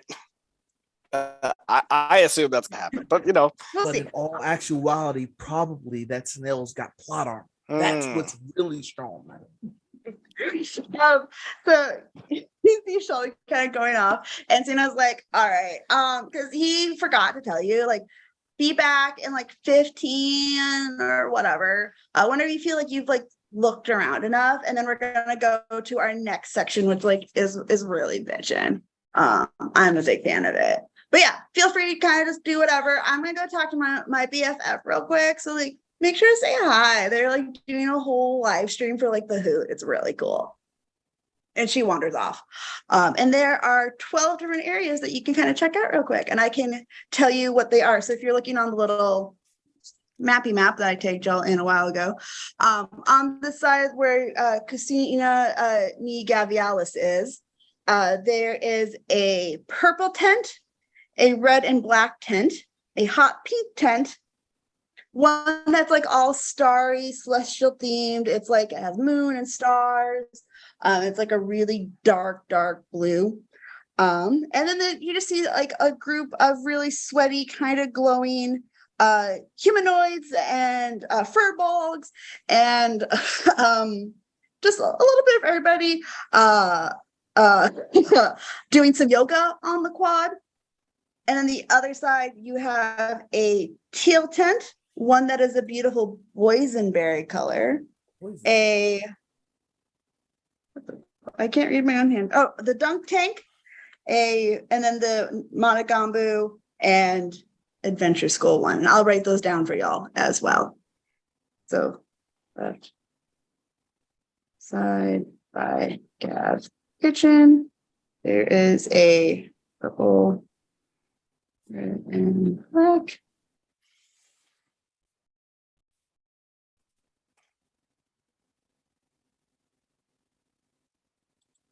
Yoga.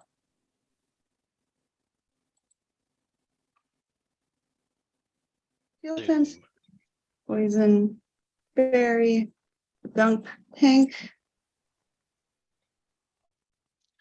Do you want to put that stuff in Discord? Yeah, I will in a second. I'm throwing it into the chat, but 'Cause I know that when you close out Zoom meetings, Yeah. it all is just gone. yeah. Teal, boysenberry blue.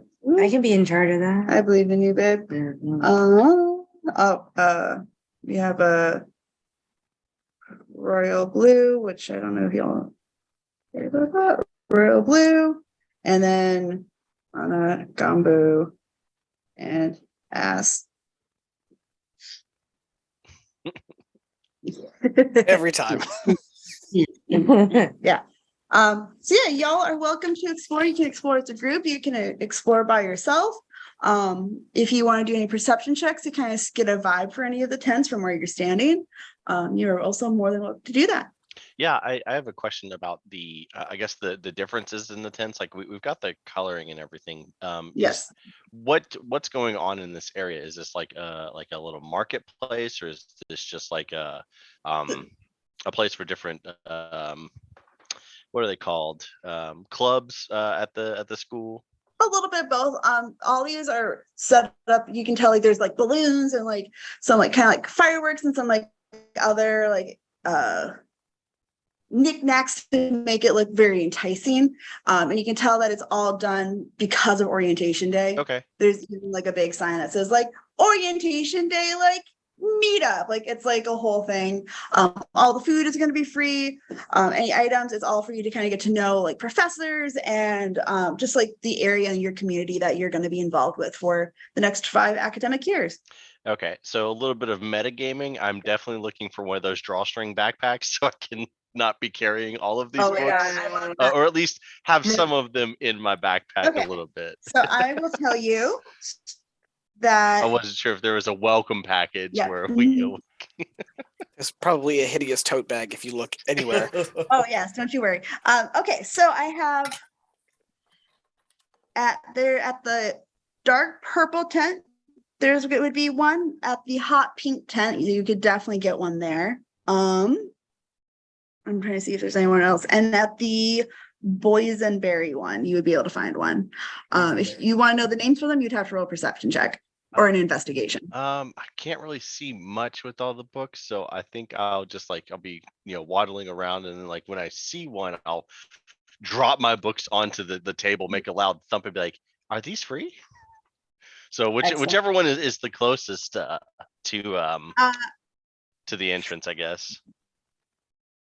Let's just have you roll for it because that's gonna be more fun. Yeah, sure.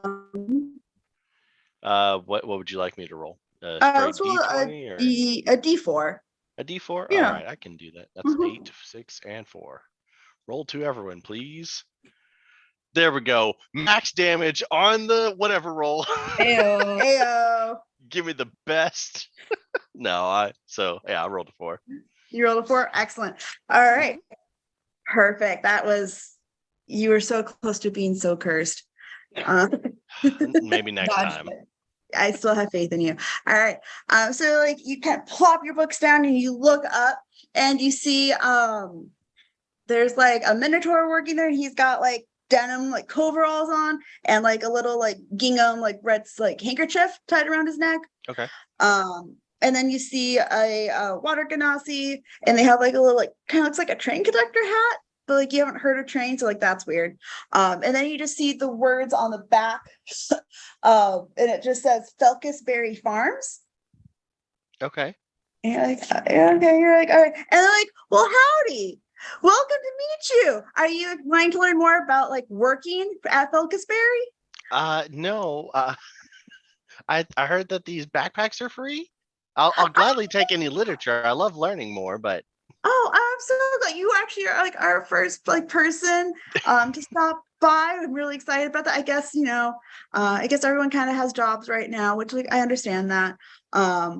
Especially with school, it's hard to balance that. So we understand that, but we if you're ever looking for a little extra mad money or anything, we'd love to have you come work at our theme park. It would be just such a blast. Oh, it's a theme park? It is, yeah. It's just right. It's just down yonder a ways. You can't miss it. Actually, hang on. Since you're one of our first 50 to come and stop by today, and they kind of start rummaging around and looking, and then before accidentally kind of bumps the table and kind of things go flying. You see some pencils kind of clatter to the ground. He's like, "Oh, here it is." He holds up this little really poorly cut piece of cardstock. And it's you could tell it's made with love, and it says 1 day free pass. Okay. And he's like, here, well, since you're one of the first 50 stop by, you get a free 1 day pass to come check us out. We'd love to have you. And he just kind of puts that in the backpack, and it says Felkusberry Farms, and it's in this that same red gingham print on it, a little drawstring bag, and he's just throwing handfuls of color changing pencils that you get. There's a little Felkusberry koozie that gets thrown in there as well, and he's just all right, here you go, hope to see you soon. And we will let that be Vox's moment for a moment as he steps away. And who wants to go next? All right, DB, Yes. where do you want to go? So wait. I'm not crazy, okay? The stars, I feel technically it's in alignment with being able to tell exactly what's really going on here. I'm not into the thing, but I'm into the thing, and I gotta find out. And he just heads that way. I love it. I'm gonna go with him Oh because I was going there anyway. Yes, yes. All right. So you walk up to this beautiful table. The closer you get to though, you kind of see it's a little worn, it's a little tattered, but it's fine. You see a stack of books on one side, and then at the front of the table, you see 3 items. You see a velvet pouch, a black sphere, and an unassuming deck of cards. And you see 2 figures there. One is a woman. She's probably in her like 30s, 40s, is wearing blue, has long dark hair. Each of her nails has a different paint color on it. And she's talking to her companion, who is a little imp. Just the best little impy boy. And she's just like, oh, welcome. I'm so excited to have some students stop by. Creature, look it, we have students. What? I'm trying to take this thing off of my toenail. What's going on? I think they want a reading. Who wants a reading? Let me see. Hey, what's your name? It's kind of there, but he is fully engulfed in pondering the orb. Yes. Oh, that one's Creature's specialty. That Creature will do a reading for you if you want. It's free on the house. I just want to touch it. Hey, hands off of the goods. This is my arcane focus right here. And this like little imp with like a big old like purple tuft like in the middle of like his chest, like holds up this like orb, and he's like this tiny little imp. He's like, this is my this is my thing that to tell your fortune. You want in? You want to see your fortune, little guy? I just want to know. It's and he starts and he's like around reaching to see if you follow. It's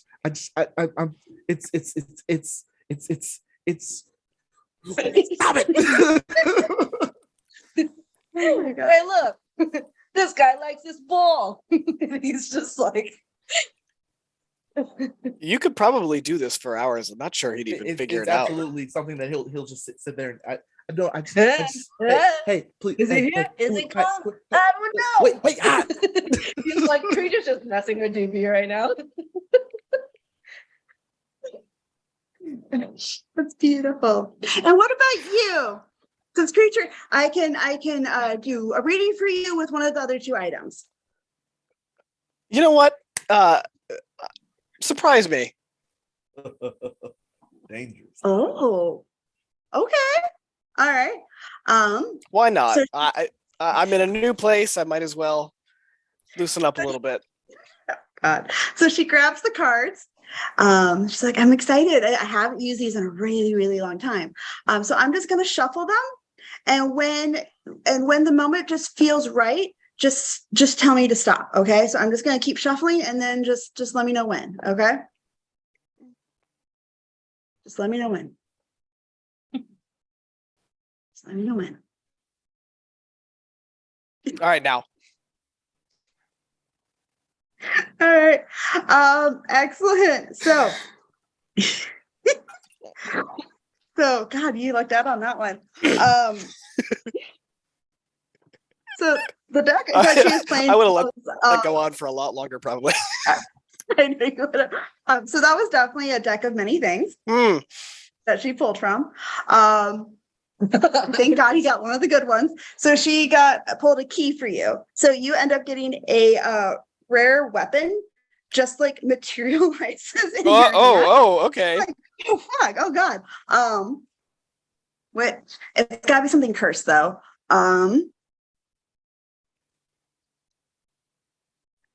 Is it a key sword? Oh my God. Is it the anxiety blade? It's a keyblade. Yep, that's what it is. No. What were you really gonna do? Because I hate that idea. No, it was gonna be something it was gonna be like the spell that like you can change a letter or something. But a key weapon is, I think, even a keyblade is even better. So congratulations, you now have a keyblade. Even though you're not a fighter. Oh. Okay, that's nice. Thank you.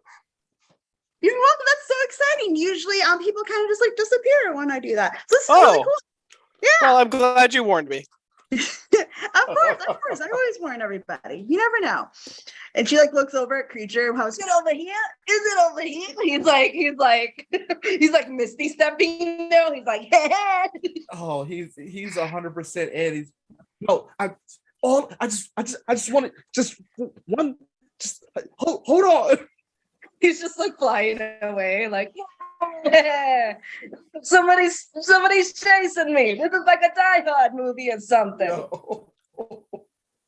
You just hear, creature, let him play with it. Fine. And he like just yeets it at DB. Uh-oh. I'm gonna go ahead and make a. You make a. I'm gonna go make a check. What check are you gonna do? I'm just gonna see if I can toss it. Oh man, I didn't toss it. Like I tried to toss it Oh to yeah, him, but and it just kind of plops out of creature's hand and like rolls to your feet instead. Oh, the orb. Behold. So, so when you pick it up, you feel like it's incredibly slick. Not like in a gross way, but like it just feels kind of cool to the touch. But You as think you're holding it, DB's you worried can feel about it it feel. being in a gross way. Well, you never know. You never know. It's creature. But it feels kind of sloshy in your hands. Ooh. Ooh. Do you want to like check it out, or are you just gonna Oh. hold it and be like, yes? He's absolutely checking it out, and he's also yes. Excellent. So as like you like are peering at this, you kind of turn it over in your hand, Yeah. and you just see like the circle pop up, and it just says "try again later." And he goes to just hand it back. what'd you get? I have to come back some other time. Ha, sucker. And he like puts it in his bag and like goes back, like flies back over to Melody. We got one. He's gonna try again later, and then we're gonna do this game all over again. So exciting. Well, before you go, if you want, I'm also giving out free copies of our latest book. Trying to think of a clever title.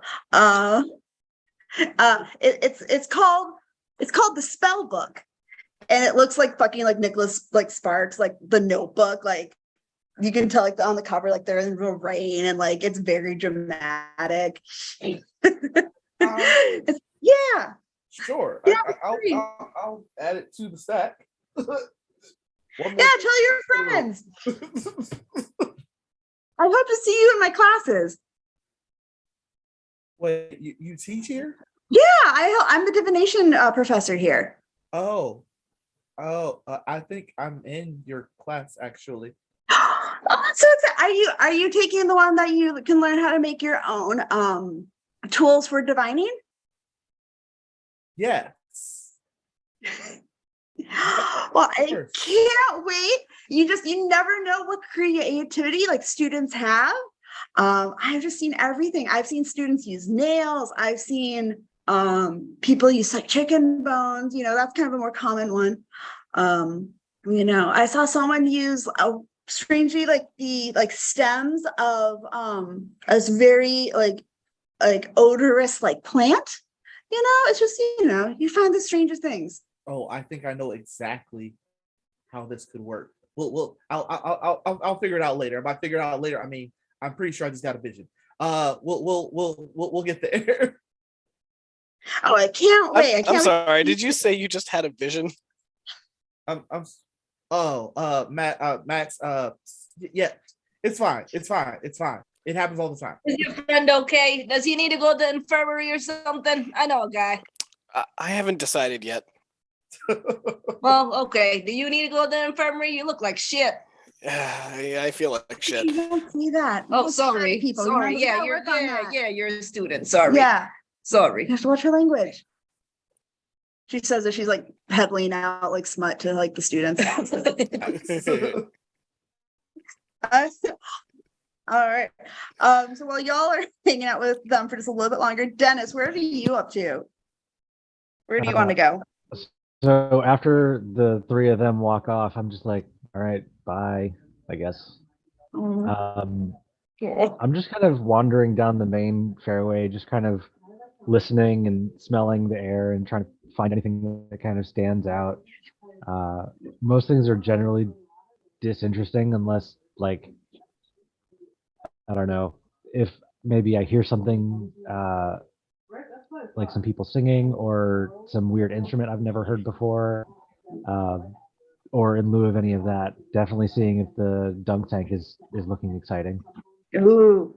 So as you kind of make your way over towards the dunk tank, you see this really, really grumpy looking demon. Like that's the only way. His skin's completely red. He has like kind of like tendrils coming off of him. And he's just so fucking grumpy. And you just see a sign that says Dunk Professor B. Barrett. And there's like a little like area with like a bullseye and some like the size of like a softball balls that you can try and dunk him with it. And while you're there, you see some students that are trying, they're throwing, but they're missing. And then you see the little snail folk woman who's talking, and she kind of has the huge ass eyelashes on her little eye stalks.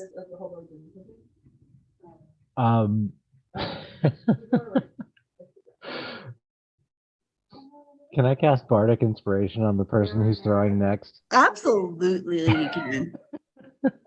That's exactly what I'm doing then. I love that. Okay. So all right, you cast that. You watch like as like the person like they kind of like biffed at their first one, then you cast it, and then like they kind of do a whole like calm me inner peace. They don't realize at all that you've just given them Bardic Inspiration. They're just like, all right, I got this. Okay. And then they like wind up and it just hits right smack dab in the center. And you just see poor Professor B. Barrett just drop into the water.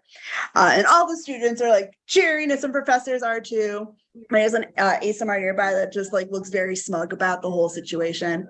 And you can just faintly hear him muttering, being like, and this is what you always read, the damn contract before you sign anything. And he just like is grumbling as he's like trying to like pull himself out of the dunk tank and like place himself back on the bench.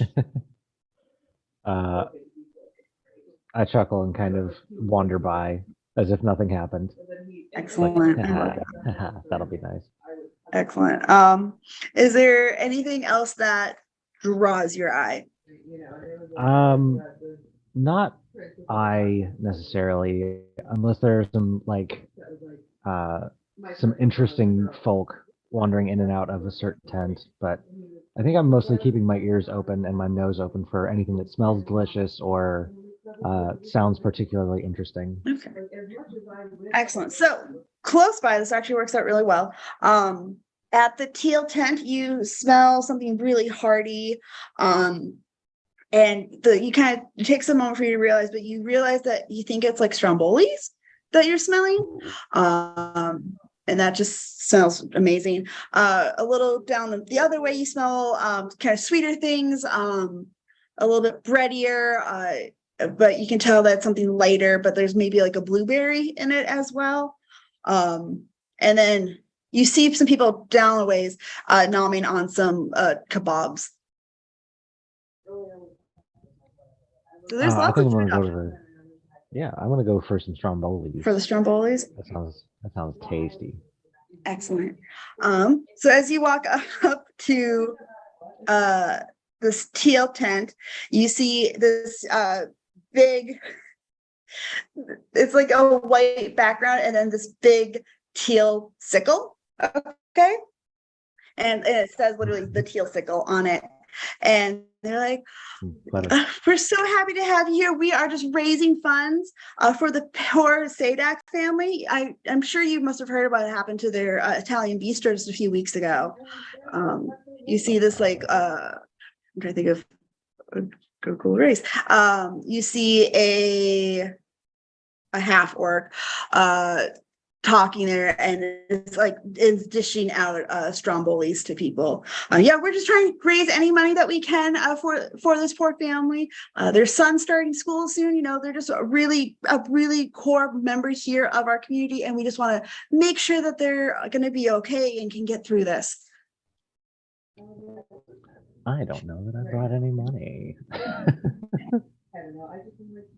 It's like, Even if you just tell your friends about it, like just even go at some point later on, just go have like a nice dinner at the Sadak Italian Bistro. It's close to where the adventure school is located. Just go have a dinner there, tell your friends about it. I'm sure that any business, they will greatly appreciate it in this time of need. oh, I have some very interesting friends. I'm sure they would love some Strombolis. I've got this one friend. He's always reading books. Another guy is calling me weird names that I've never heard before. And then the third guy, he's cooler than me. I'm not kidding. But yeah, Well, that sounds like you're already off to a great start. And what's your name? Dennis, but you can call me the Dark Lord. Never mind. Just I'm Dennis. Dennis is fine. Okay, Dark Lord, never mind. I'm so happy you stopped by. Here's your strong boy. Make sure you send your friends over here. And here's the business card so that way you can know where you can find the Sadacs. And if you ever want to help, volunteer with the Teal Sickle, we would love to have you here. We do blood drives. We help for any like natural disasters, anything like that. Yeah, for sure. Can I look outside and see if I can like figure out where Sheldon went? Oh yeah, you can see Sheldon is talking to the adventure school students tent, but he's facing so that his back is to the Monogambo tent, and he is completely oblivious to the fact that there's a very small fire starting to grow on the tent. But you can hear like the adventure school students being all like, "Take us to Snurk, Sheldon!" Like they're all just being kind of bros with him. Yeah. Oh gosh, Mage Hand wouldn't be able to put out the fire, would it? I don't think so. No. If you have prestidigitation, though, you could. Oh yeah, I'll do that then. Yeah. Those are my two. Yeah, I'll do prestidigitation, kind of snuff that out, and then yell over at Sheldon. Hey, Sheldon! What? Like you just see him like do that face, like look around. Yeah. Hey, I got something for you. Come here. Oh boy. And he like turns, he's like, "Bye, friends," and like does a little wave and like starts making his way as fast as possible. But he's a fucking snail, so it's gonna take a while. Mm-hmm. But it's like the Monsters University, like he's going as fast as he can. And like the whole time I'm like, yep, come on. You got it. I got you. I believe in you. You can do it. Come on, let's do it. It's like, Just What you're do you just got? waving at him the whole time like he's a puppy dog. yeah, exactly. Come here. Come on. Go snail. Hey, here's my friend that I was telling you about. One of the three I mentioned earlier, but this is a better friend. He's way cooler. And then I kind of like push Sheldon forward and kind of like drift into the background as I move on. You got cool? Oh my gosh, my new best friend thinks I'm cool. Yes, I can't wait to tell my mom about this later. And they're like, "Oh, Sheldon," and they like the person knows who Sheldon is, and like they start talking because he's such a goody and he volunteers with them all the time. So they're like, "Oh my God," and like it allows you just to kind of like slink away from the situation and go to anywhere else you'd like. Perfect. Do you want to meet up with any of them, or do you want to go to a different tent? Yeah, if any of them have and exited their first tent, I'll probably meet them in the main causeway. All right, perfect. All right, perfect. So you're gonna see what everyone else is doing. Jay, just so you know, DB and Maxwell, they both had their fortunes read for them. I got a sword. Yeah, I heard you got a key sword. You got a fucking keyblade. It's so cursed. If I was here, I would have recommended a key gun, but Yeah. Yes. yeah. You gotta find an artificer. Yeah.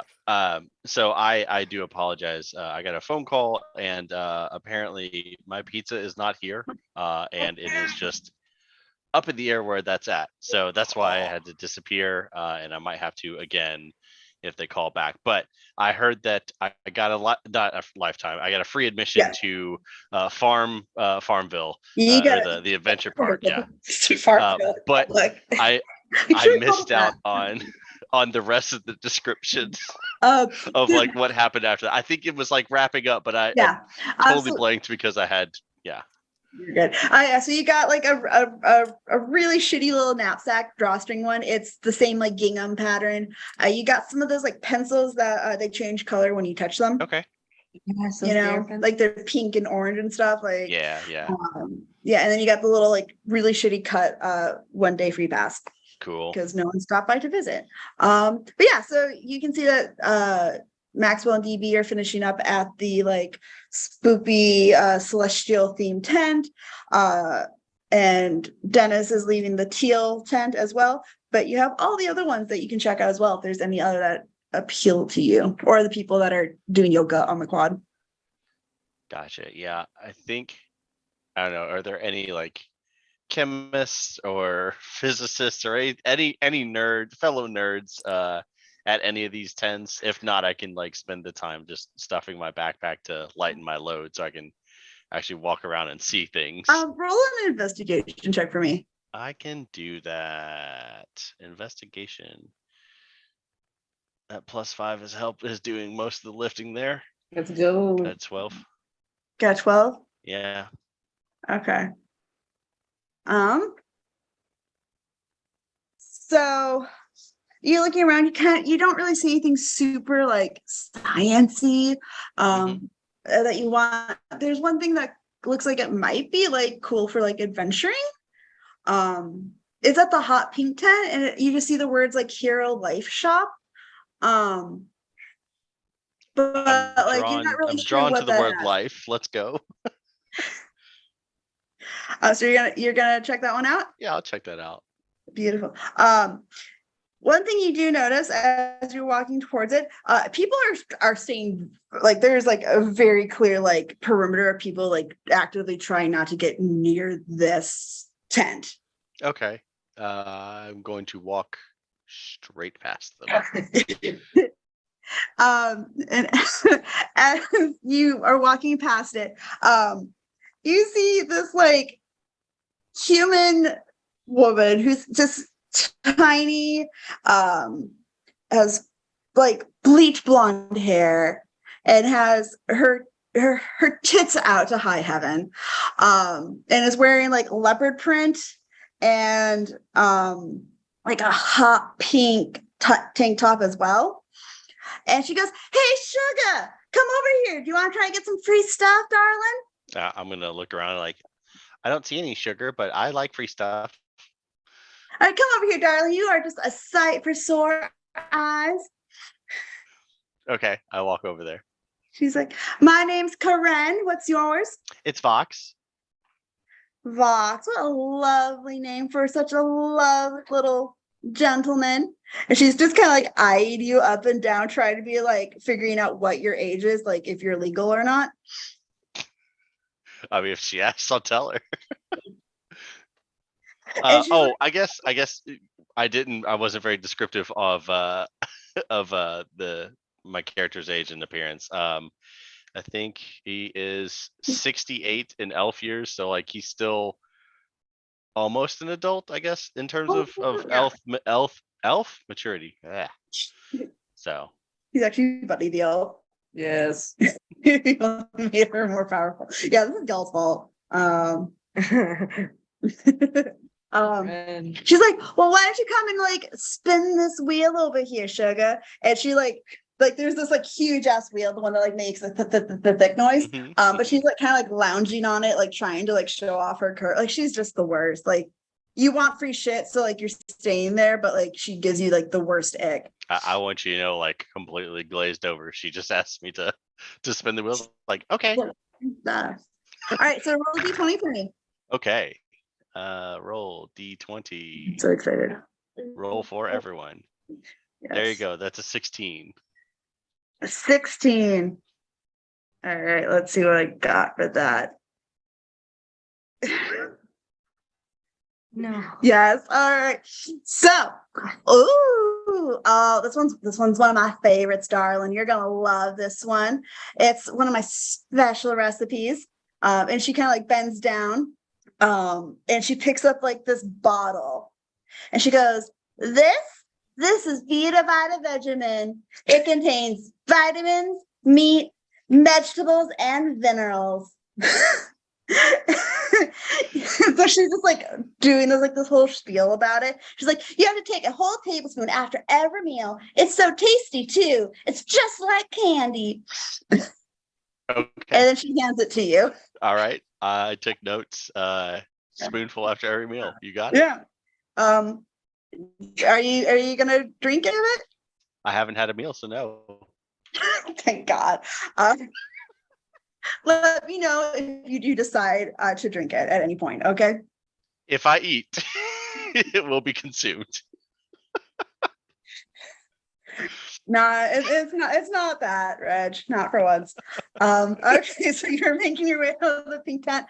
DB and Maxwell, since you're kind of a pair, what are y'all doing now? Well, the glowing orb told me to try again later, so I guess it's probably been 15 minutes since all the right. Are you out of breath too? Just me? No, Whew. I'm fine. And he just starts walking towards where he's supposed to be getting back to.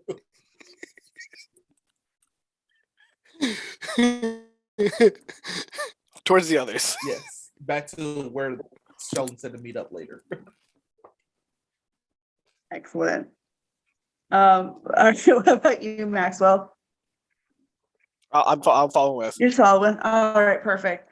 All right, and then Dennis, anywhere else you want to go?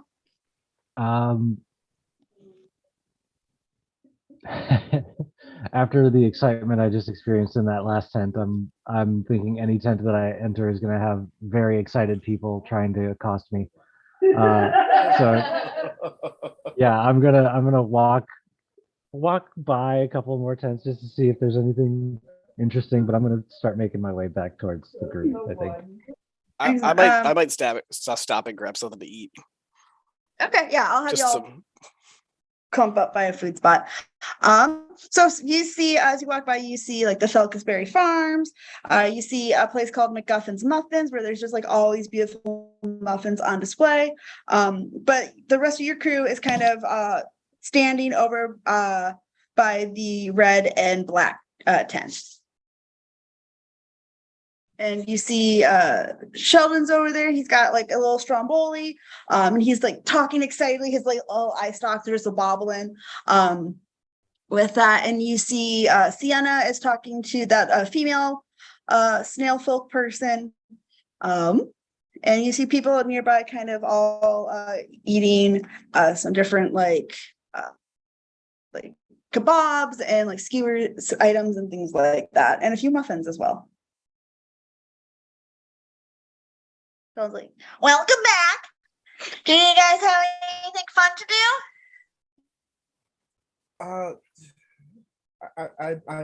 I met somebody who's supposed to be my teacher, but I also got info that I don't know if I'm prepared to deal with. I'm stressed. I'm sorry, but you should do some calming exercises. I find that helps me when I'm stressed. No more Yeah. exercise. No more exercise. No? Okay. Maybe some food would help. Sometimes, like when I don't eat, like I feel really weird. So maybe that's why you feel like this. Wait, is it free? Yeah, everything's free. And DB takes all. Excellent. Yeah, you go to the stall. You see that there is some Chilton chicken for sale. It's made by students at Pag Asa. You also see some Smells blueberry good. muffins. And Straight. you see a snapping turtle stew available as well. Ooh. Blueberry muffins. That's it. Yeah, it's got to be the muffins, obviously. I am content to walk around in the middle of the afternoon and eating out of a bowl of stew with these strangers I just met. Max is like, this is the weirdest shit that's ever happened. Are you gonna get any more food, Dennis, or are you content with your stromboli? I might pick up a muffin or two. Excellent. What about Fox? I'll grab a muffin as well. Wrong choice. A snack for later.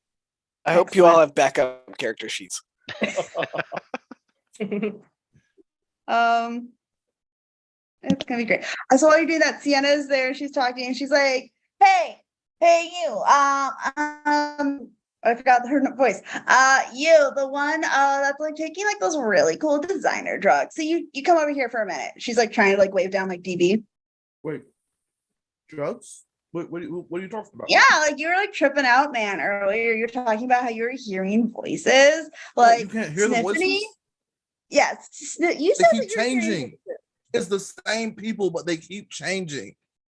That like that just sounds like some really cool shit. And like Sniffany knows all about all the best drugs. So like I want you to talk and like maybe like we can get like a good deal going or something. Wait, but the muffins are free, and he's got like 6 of them. Amazing. And Zina's like, okay, sure. Just figure out what kind of drug this is, because like I could really go for a ride right now. Okay. And there's the snail with the eyelash with the big old eyelash, and she's got like a snook, like her snail's got like a snooky poof on it. Like I'll show you a picture. It's cursed. It's cursed, but this is what she looks like. And she just kind of like slides on over and she's like, I heard you got like some really good drugs. And she like stares at TB. I hear some voices sometimes too. And sometimes when I take them, hear them? yeah, I can totally hear them. I hear my Uncle Bobby sometimes. Your Uncle Bobby was so weird. It's not my family, but I know all of them. Like I've seen them, and they keep trying to control us. Who? Is it it's the pigeons. I told you about the pigeons. They're right, like the pigeons. And she just starts looking around.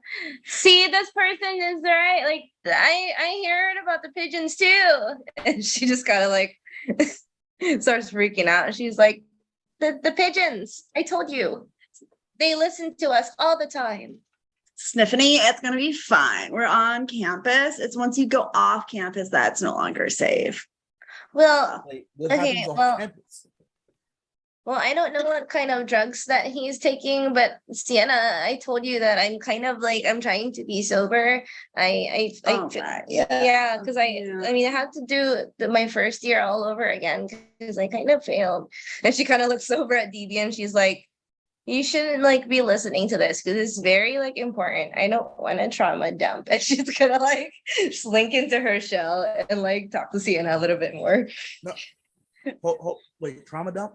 That means that you know things that are that there's background. You got to keep going. No, I don't want to talk about that right now. Who are you anyway? Like, why are you a voice in my head? Do you see him? I see him. I think he's coming off his like high. And so that's why he's getting like a little bit more aggressive. Like you just need to get like real fucked up again, and like then we'll be cool. But don't ask me. I'm clean. And she like looks around for any pigeons. Gosh. So sorry. I just changed out minor illusion on my character sheet yesterday as a last minute alteration. I would have totally used it to fuck with her right now. You could have made a pigeon, bro. Fuck. Hey, I mean, if you can like make it sound like there's a pigeon cooing or something nearby, like. Yeah, can I do prestidigitation to make a fluttering Hell sound? yeah. Hell yes. I heard it. I heard the pigeon. And she like runs over to where Dennis is. Do you know where the pigeons are? Don't worry, I got your I- back. I'll I keep like- doing it while you distract her. Yeah. Wait, I they're turn away and I start everywhere. like fixing my hair, like over one eye, like no, I don't know what you're talking about. Like in my head, I'm Okay. like, I thought this would be funnier. Do you need like a hair tie or something? And she like No, scoots no. down like to your eye level because she's like, I don't know how tall. Like she's like 4 foot tall, but her stalks go up to like 6 foot. Yeah, I'm kind of tall and lanky, so 5'10", I guess. You need a hair tie? I No, have a no, I'm fine. And I like turn the other way, like still just messing with my hair. It's like Um, I'm fine. It's cool. okay. Watch out for pigeons. And she walks off and like looks for more pigeons. Yes, talk to a girl. Got him. New achievement Quest unlocked. achievement. And I didn't even shit my pants. Yeah, that went well. I'm gonna be doing like fist pumps in my room later. Oh, beautiful. So, last thing after everyone has eaten and you guys have gotten to like experience Tiffany. Fox, are you taking a sip of the Vita Benjamin? I finished the muffin, so yes. A So, spoonful. all right, are you doing just the 1 tablespoon or? One spoonful. That's what was prescribed. Excellent. So right now you are for some reason you're feeling real good. Like you're just feeling really relaxed right now. Okay. Like everybody just kind of feels like they're your pal. Everything's feeling good in the world, and that's just because you're just a little bit buzzed right now. Okay. Let me update D&D Beyond. I don't see buzzed as a condition, but maybe I'm not looking hard enough. That just means that for the next hour, you're gonna just be feeling real good. Any charisma checks you need to do, you're gonna have a +1. But you're gonna have a -1 to anything, to any con saves or deck saves. Okay. All right, but you're feeling real good. You're just vibing. You're here. You're happy to be here. Cool. You're that good level. I'm glad my character's having a good time. I am not. I have to make a phone call. Oh no! I'll be back. Oh, it's gonna be so great. You're gonna come at the worst time. I can't wait.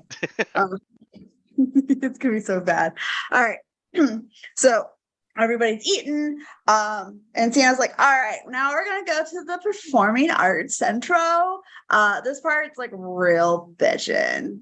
You'll see why. But Snippy's gonna come with us, and like this is like gonna be your favorite part. I can tell. I can feel it.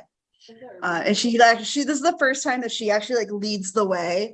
And you literally just walk in a straight line and just head towards the performing arts center. You see all the other like groups, tour groups are also going that way, and you're funneled into this very elaborate theater with like really comfy seats. Like they're all red velvet. There's chandeliers in the skies. There's beautiful balcony seating everywhere. And so Sienna's like, all right, y'all nerds stay here, and I'll see you after the show. Toodles. So like, And should her I and- go with you then, or?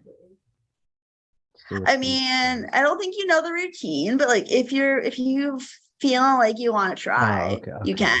Are you a Okay, fast learner? I'm a nerd. He Okay, doesn't got it, have got any it. pigeons. I think he's safe. You think if you think he's say? I mean, I see he has like a guitar or something on his back. Maybe Like, he that'd be can. cool. Maybe he's a bard. Are you a cult of influencer too, or is that your major? Yeah, I guess so. I mean, that's the one that I wrote Hey, down we're on gonna the be paper. taking So. the same Oh, classes. so Yay, yeah. the pigeon Yeah. bit. Yeah. So no, I think okay. So this is a cult of influence. You're gonna make like such waves. Being this is your first day and you're already performing. Like that's gonna just be amazing for you, and just like get such a great foothold here being an influencer. Yeah, So like, if you want to come with us, we'll teach you the song real quick. Okay. It's okay. Yeah. They're not high right now. Give it 10 minutes. What? What is he talking about? I think he's a pigeon. I think that one's a pigeon, an actual pigeon. I think so. He knows a lot. I think what we're supposed to say now is break a leg. Why would you want him to break his leg? It's a matter. It's a figure of speech. It's a figure of speech that's rude and disrespectful. Well, I didn't come up. Okay, fine. Break a leg, and I like look over to Maxwell. I look back. Right? I don't understand. I've heard it. I don't forget I said anything. Should I wait? I'm very confused. You're gonna be amazing. Come on, let's go. Let's go. Let's get you some more like eyeliner. Like, let's really like amp up the edginess. Maybe like some glasses, or like maybe just one glass, because like he's a got his monocle. face. A monocle. Oh, that'd be so hot. Okay, Like, let's let's go. do that. Let's go. Yeah. All right, sure. And I tentatively like just follow them, and I'm like looking back, like, help me. I'm so happy you did this. Oh my god. I just wanted to call you guys nerds backhandedly.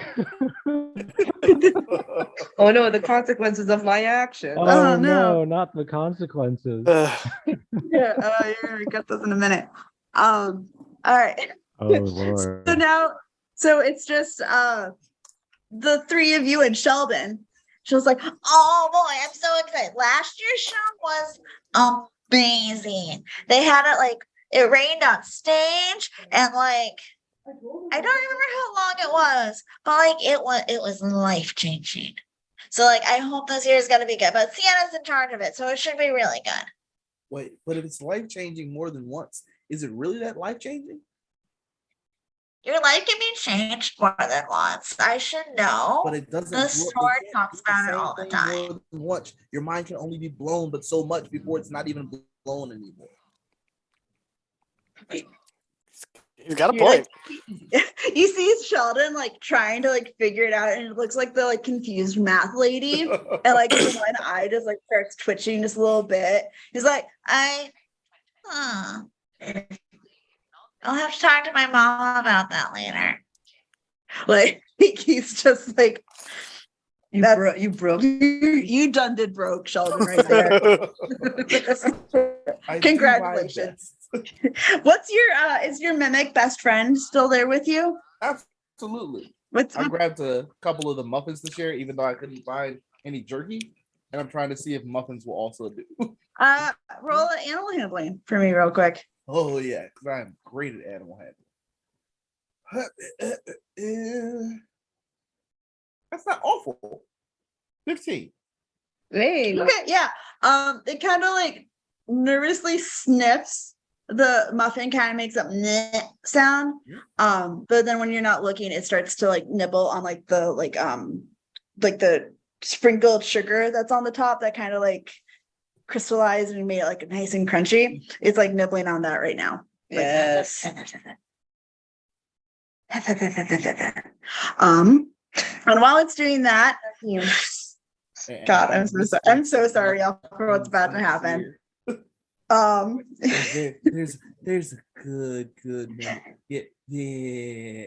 But now that I know, it's an undercommon because it understands. Exactly. And he's just like he's just like kind of purring, but like in a weird way, because like it's hated, so it's like a little like it sounds like that kind of. Everyone else is like, what the fuck is happening? Like the other tour groups are like not sitting next to you. Yeah. Behind you. The other members of your group are probably not sitting next to you. Nah, Sheldon made sure that y'all are sitting next to each other. Dennis is Sheldon can sit next to him. Oh, Sheldon is. Sheldon 1,000% is. He's so happy. He's like just ooh-wooing so hard. So Dennis right now is currently backstage.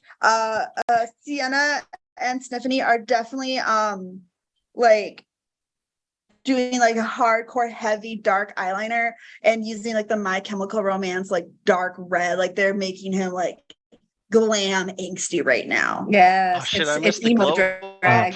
It's emo It's My drag, Alchemical baby. Romance.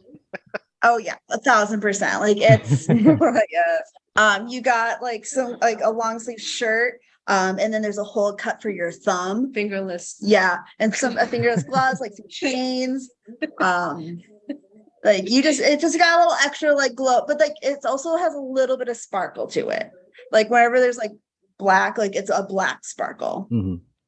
So you win some, you lose some. Yeah, but that metallic look. It's like- Metallica, right? Yeah, That's what that means. I mean, this is just what I'd be wearing normally, anyways, with a little less sparkle, I guess. Yeah. A little less glitter, but like. But now you look the fetch. outfit. All Cool. right.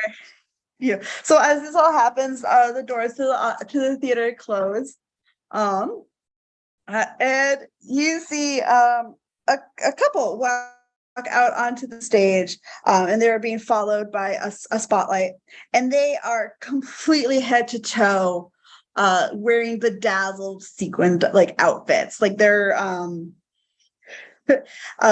bright purple with gold accessories. The human man, he is so incredibly tan for his skin. Like he looks a little orangey.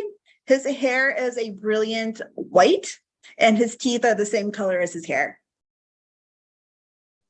And the woman, she has a really dark curly hair, and they're just like, hello, I'm Uncle Baby Billy, and this is my dear sister Amy Lee. We are so blessed to have you performing here today with us. We are so happy you decided to join Pag Asa, and we are just want to, express our gratitude with just a little ditty that us and our dear students Sienna and Sniffany and Selena all worked on. And to start it off, we just want to go ahead to celebrate the fine city that has brought us all here together. And as he says that, the light goes out, and then 4 more spotlights illuminate the stage, and you see other students of varying races and statures, all wearing purple, gold, and white of some sort. And it's very much like Glee, where they're just doing the backup noises, like the ba, ba, ba, ba, da, da, da. Like it's like Pitch Perfect meets Glee a little bit, okay? Yes. And you guys notice kind of peeking out a little bit, you see Dennis like in the corner, and they're like trying to teach him to like do like the ba ba ba ba, and three more lights shoot up, and it is Sienna, Sniffany, and then a fire ganassi named Selena that are standing front and center, and they sing you this lovely ditty. Gurnt, if you want to, you are welcome to join in on this song, because I sent it to you. Mm-hmm. No, it's you ready? You Yeah. want to count us in? Yeah, on the count of Yeah. 3. 1, 2, 3. Welcome to Quandary, such a perfect town. Here we have some rules, let us lay them down. Don't kill your friends or you'll die, we'll get along fine. Quandary is a perfect place. Don't be late to your class, shine your shoes, wipe your face. Quandary is a perfect place. And that goes on for. I know this song. I know this song. You do? It's from some movie. I'll remember the name of it. While you're saying that, the music starts to transition, and you hear the ooh ee, ooh ting tang, blah blah blah, bing bang. Oh, It starts playing. Oh, it instead. goes on. And it keeps going on for 45 minutes. I do need you all to make a wisdom saving throw to see if you get any psychic damage from this. Dennis does not, because Dennis is actually in the performance. So Dennis probably should get inspiration. oh, Dennis gets inspiration. He's gonna be the shit on campus. He's the new, like, mysterious student. I got I a really 13. I really Yeah, like 13. the idea that Dennis is sitting there, like standing there, all gothed out, singing this song. Oh my god! This is so good. I warned y'all. Well, I warned one of you. Okay. More than me, I think. Sienna, Tiffany, and Selena, and Dennis. Oh my God. Okay. So yeah, y'all, none of y'all passed. So you are taking, we're just gonna do that because I'm using my holy hand grenades. Yay! So you take 8 points of psychic damage each. This is great. I am unconscious. Are you unconscious? Yeah. So halfway through the show, this is better. So halfway through the show, y'all both just completely like slump. And Sheldon's talking to you. He's like, "Yeah, the show's so amazing. Oh no!" And he heals you guys back up to full points, and you're fine. So you just like how you don't remember part of the show, you just blacked out. we just Wait, fell asleep. Yeah. Is really what. Are you telling me that I'm one of the tankiest ones here? I already took damage. I don't really. Yeah, maybe. You don't look like a tank. Anybody? Oh no. I am strong of heart, and that's what matters. Because That these is guys, true. That is what the story talks about. I'll protect you guys. Just don't hit me. Beautiful. All right. So yeah, this continues on for 45 minutes. Y'all pass out, black out through part of it. You could just feel like you were going towards a white light, and then Sheldon brought you back, unfortunately. I'm hanging on with my 1 HP bag now. Exactly. And then after this is all done, Sheldon is going to lead everyone towards the Slapzalen, which is on the far east side of the map, which is also German for the word dorms. And so he's all excited. He's leading you guys towards the dorms. He's like, All right, I have just one more surprise for you all. Are you ready? he's like looking excitedly at all of you. I guess so. Yeah. Yeah. Totally. You're like, totally, yeah. Whatever. I'm going I'll to be fix him your in here. RA. Ta-da! Surprise. That's what this face is. It's the face of surprise. I mean, we're just gonna have so much fun and make so many memories. And like, I just know we're gonna be the funnest floor. So you So, weren't kidding like- when you said that we were going to make a second home in the library, huh? Mm. Yeah, I'm there all the time. Got him. Good. Beautiful. So y'all are walking down this hallway, and you just see like all these doors, and there's like names on it, and there's like these really poorly drawn like images attached to each name. Do any of you want to like try and like do an investigation or perception to find your room, or Yes. Sure. Yes. I'll do that. Yeah. okay? Which one am I worse at? 22. It's about 22. 23. Damn. Okay. The almost dying kind of made you guys. Well, Yeah. I'm alert now. Poor Maxwell, dude. Like, it's Like, he's like, oh, this is Pag Asa, no wonder. Yeah. I go here my he's first like, round. this is all Yeah. of this bullshit. Okay. Beautiful. Okay, so like everyone, kind of is looking along, and you kind of can figure out like, oh, this like Sheldon's theme on the floor. It looks like it's musicals or something. It's kind of weird. But whatever. And I think, let's see, I'm double checking. I think Vox had the highest with the 22. Maxwell got 23. Oh, Maxwell got 23. All right. So, all right. So Maxwell, you see it first, followed by Vox. God, it's so fucking cursed. I'm so sorry, y'all. Oh, no. Are you sorry? No, I'm There's the not. better Here. route. So you see this door, and it has the words rats in all caps in it. Very excited. Okay. And then along the door frame are the lyrics that cut out, and it says, "Sunlight, all alone in the sunlight." This is only funny to probably me, but I don't care. And then there's like teeny tiny little, really poorly drawn images of rats with your names next to them, all on the door. And it looks like all four of you are going to be roommates together. Oh, Cool. Yeah, isn't that cool that worked out? They like to have you doing the whole orientation with who you're gonna be roommates with. Like, isn't that rad? This can only go well. yeah. Oh, I'm kind of like looking around at the others, like, oh, good.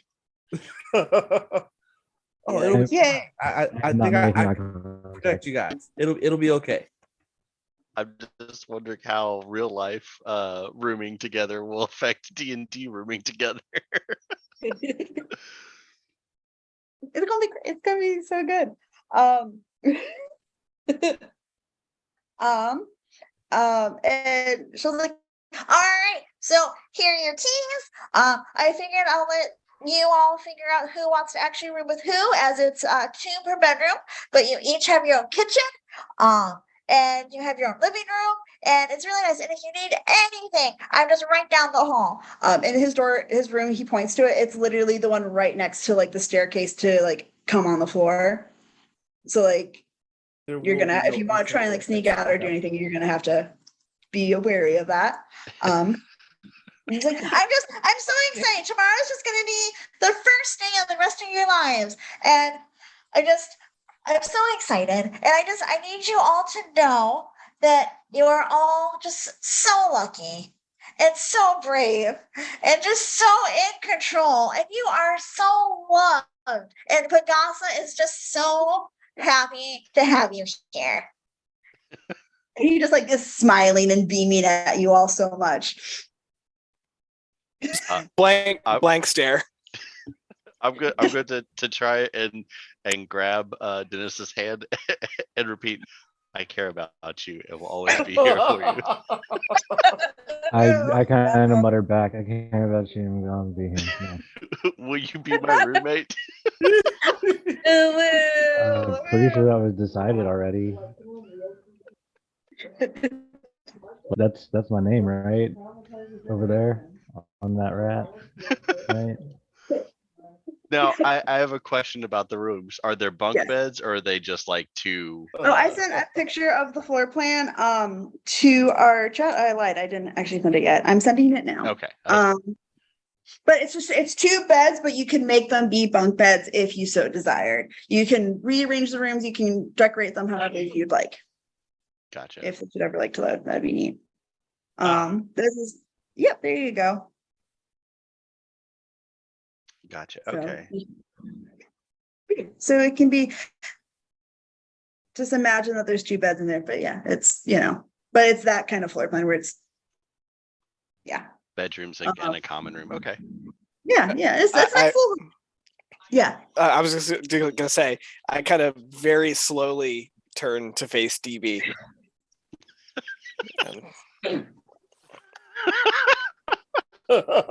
Phoebe doesn't even notice the look. Yep, it's gonna be okay.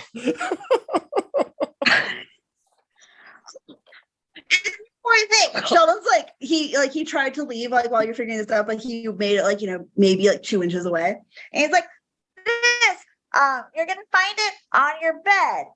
It's this like little amulet, and if you wear it once per day, it will automatically bring you back home to your bed. It's really neat, especially if you don't want to like carry all your books from the library to here. Like I used it so many times. It's really, really helpful. Oh, cool. Like a checkpoint. I get it. It's fine. It works. Add items to equipment. Does this amulet have a name or? I will create it for you. Cool. All right. But yeah, it's just one free. Wait. What Tap happens yourself if I wear more than one? I don't know. I haven't tried it. Maybe it would zap you to someone else's bed. And But like, I don't know if you want to be in BB someone else's runs bed. into the bedroom.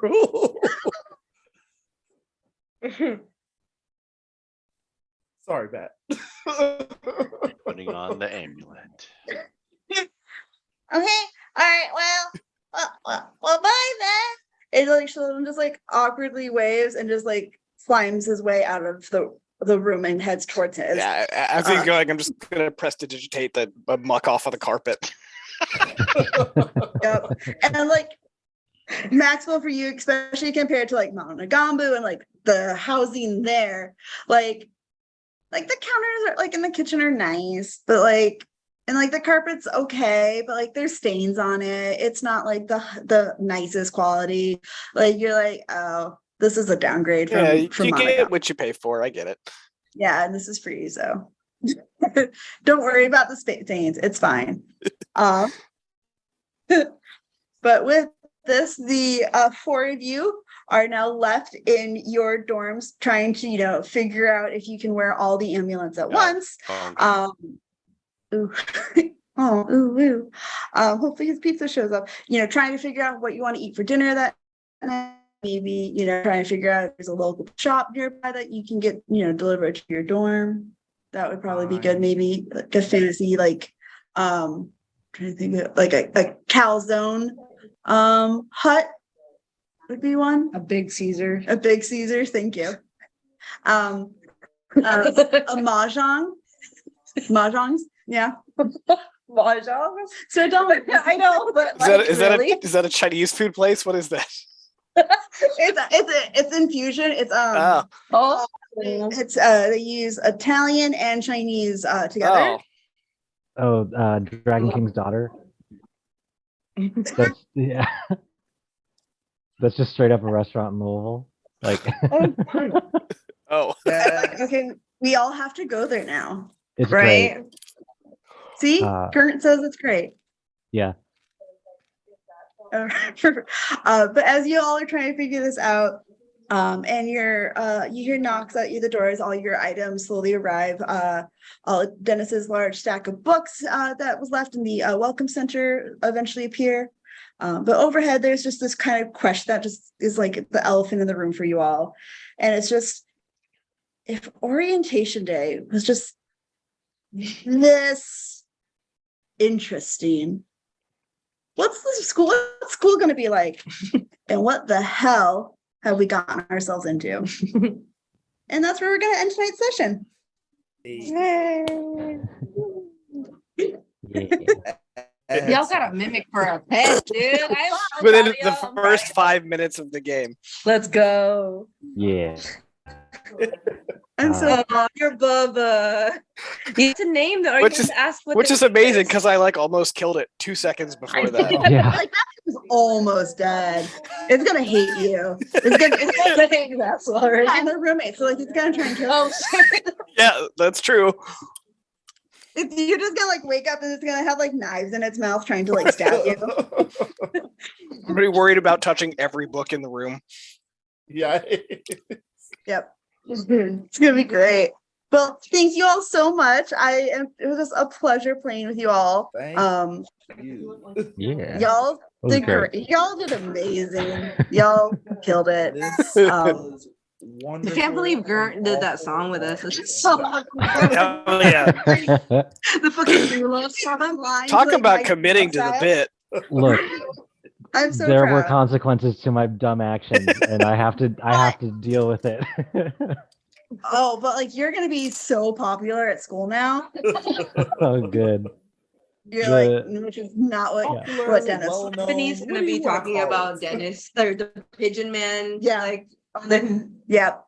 I can already feel Dennis being like, no, I'm just a background character, man. Just everyone's talking Surprise! about You're the me anime now. pro tag. Yeah, exactly.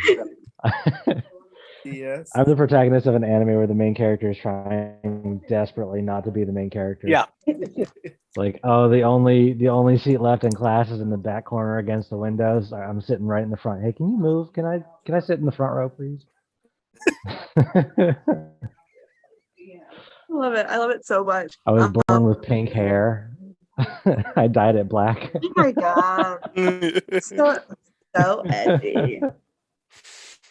Oh man, you're gonna be the popular kid. Divination eventually. focus? Pag Asa. What? Divination focus. I was thinking like I could use like some polished rocks that Yes. have like some shapes Yep. on the side. Yeah, that would be perfect. I'm just gonna like take this fucking key sword and just throw it down on the floor. the Fuck am I supposed to do with this thing? You hang it like on like above your you, Well, I've seen this thing where they use it like a sword, but it's really clunky. Like it's really large. It's lighter than it feels like. You got this. Oh my god, I can't. I'm so excited, y'all. I That- just that feel like at was- the end of this session, I imagine Dennis just like unpacking his stuff and like getting his space set up a little bit, and he starts unpacking some posters. He's like, "Mom, I told you not to pack this one. It's a Mithril back poster. I'm not into them anymore." God. I can't. That's so There's like cute. a My Alchemical Romance poster, Between the Buried and Mead poster. Oh my god. Yeah.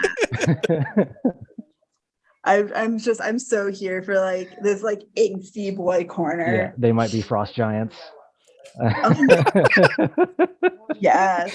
You all don't Um, understand what you've allowed by bringing Grant into this. Yeah. I- Enjoy I- the puns. Thing with us, like he's in. Uh, I just imagine there's a Guar poster there because they're definitely just canon in this Mhm. world. Iron Maiden already. Oh yes. Yeah, Iron Are we Maiden. still live? I have no idea. I don't think so.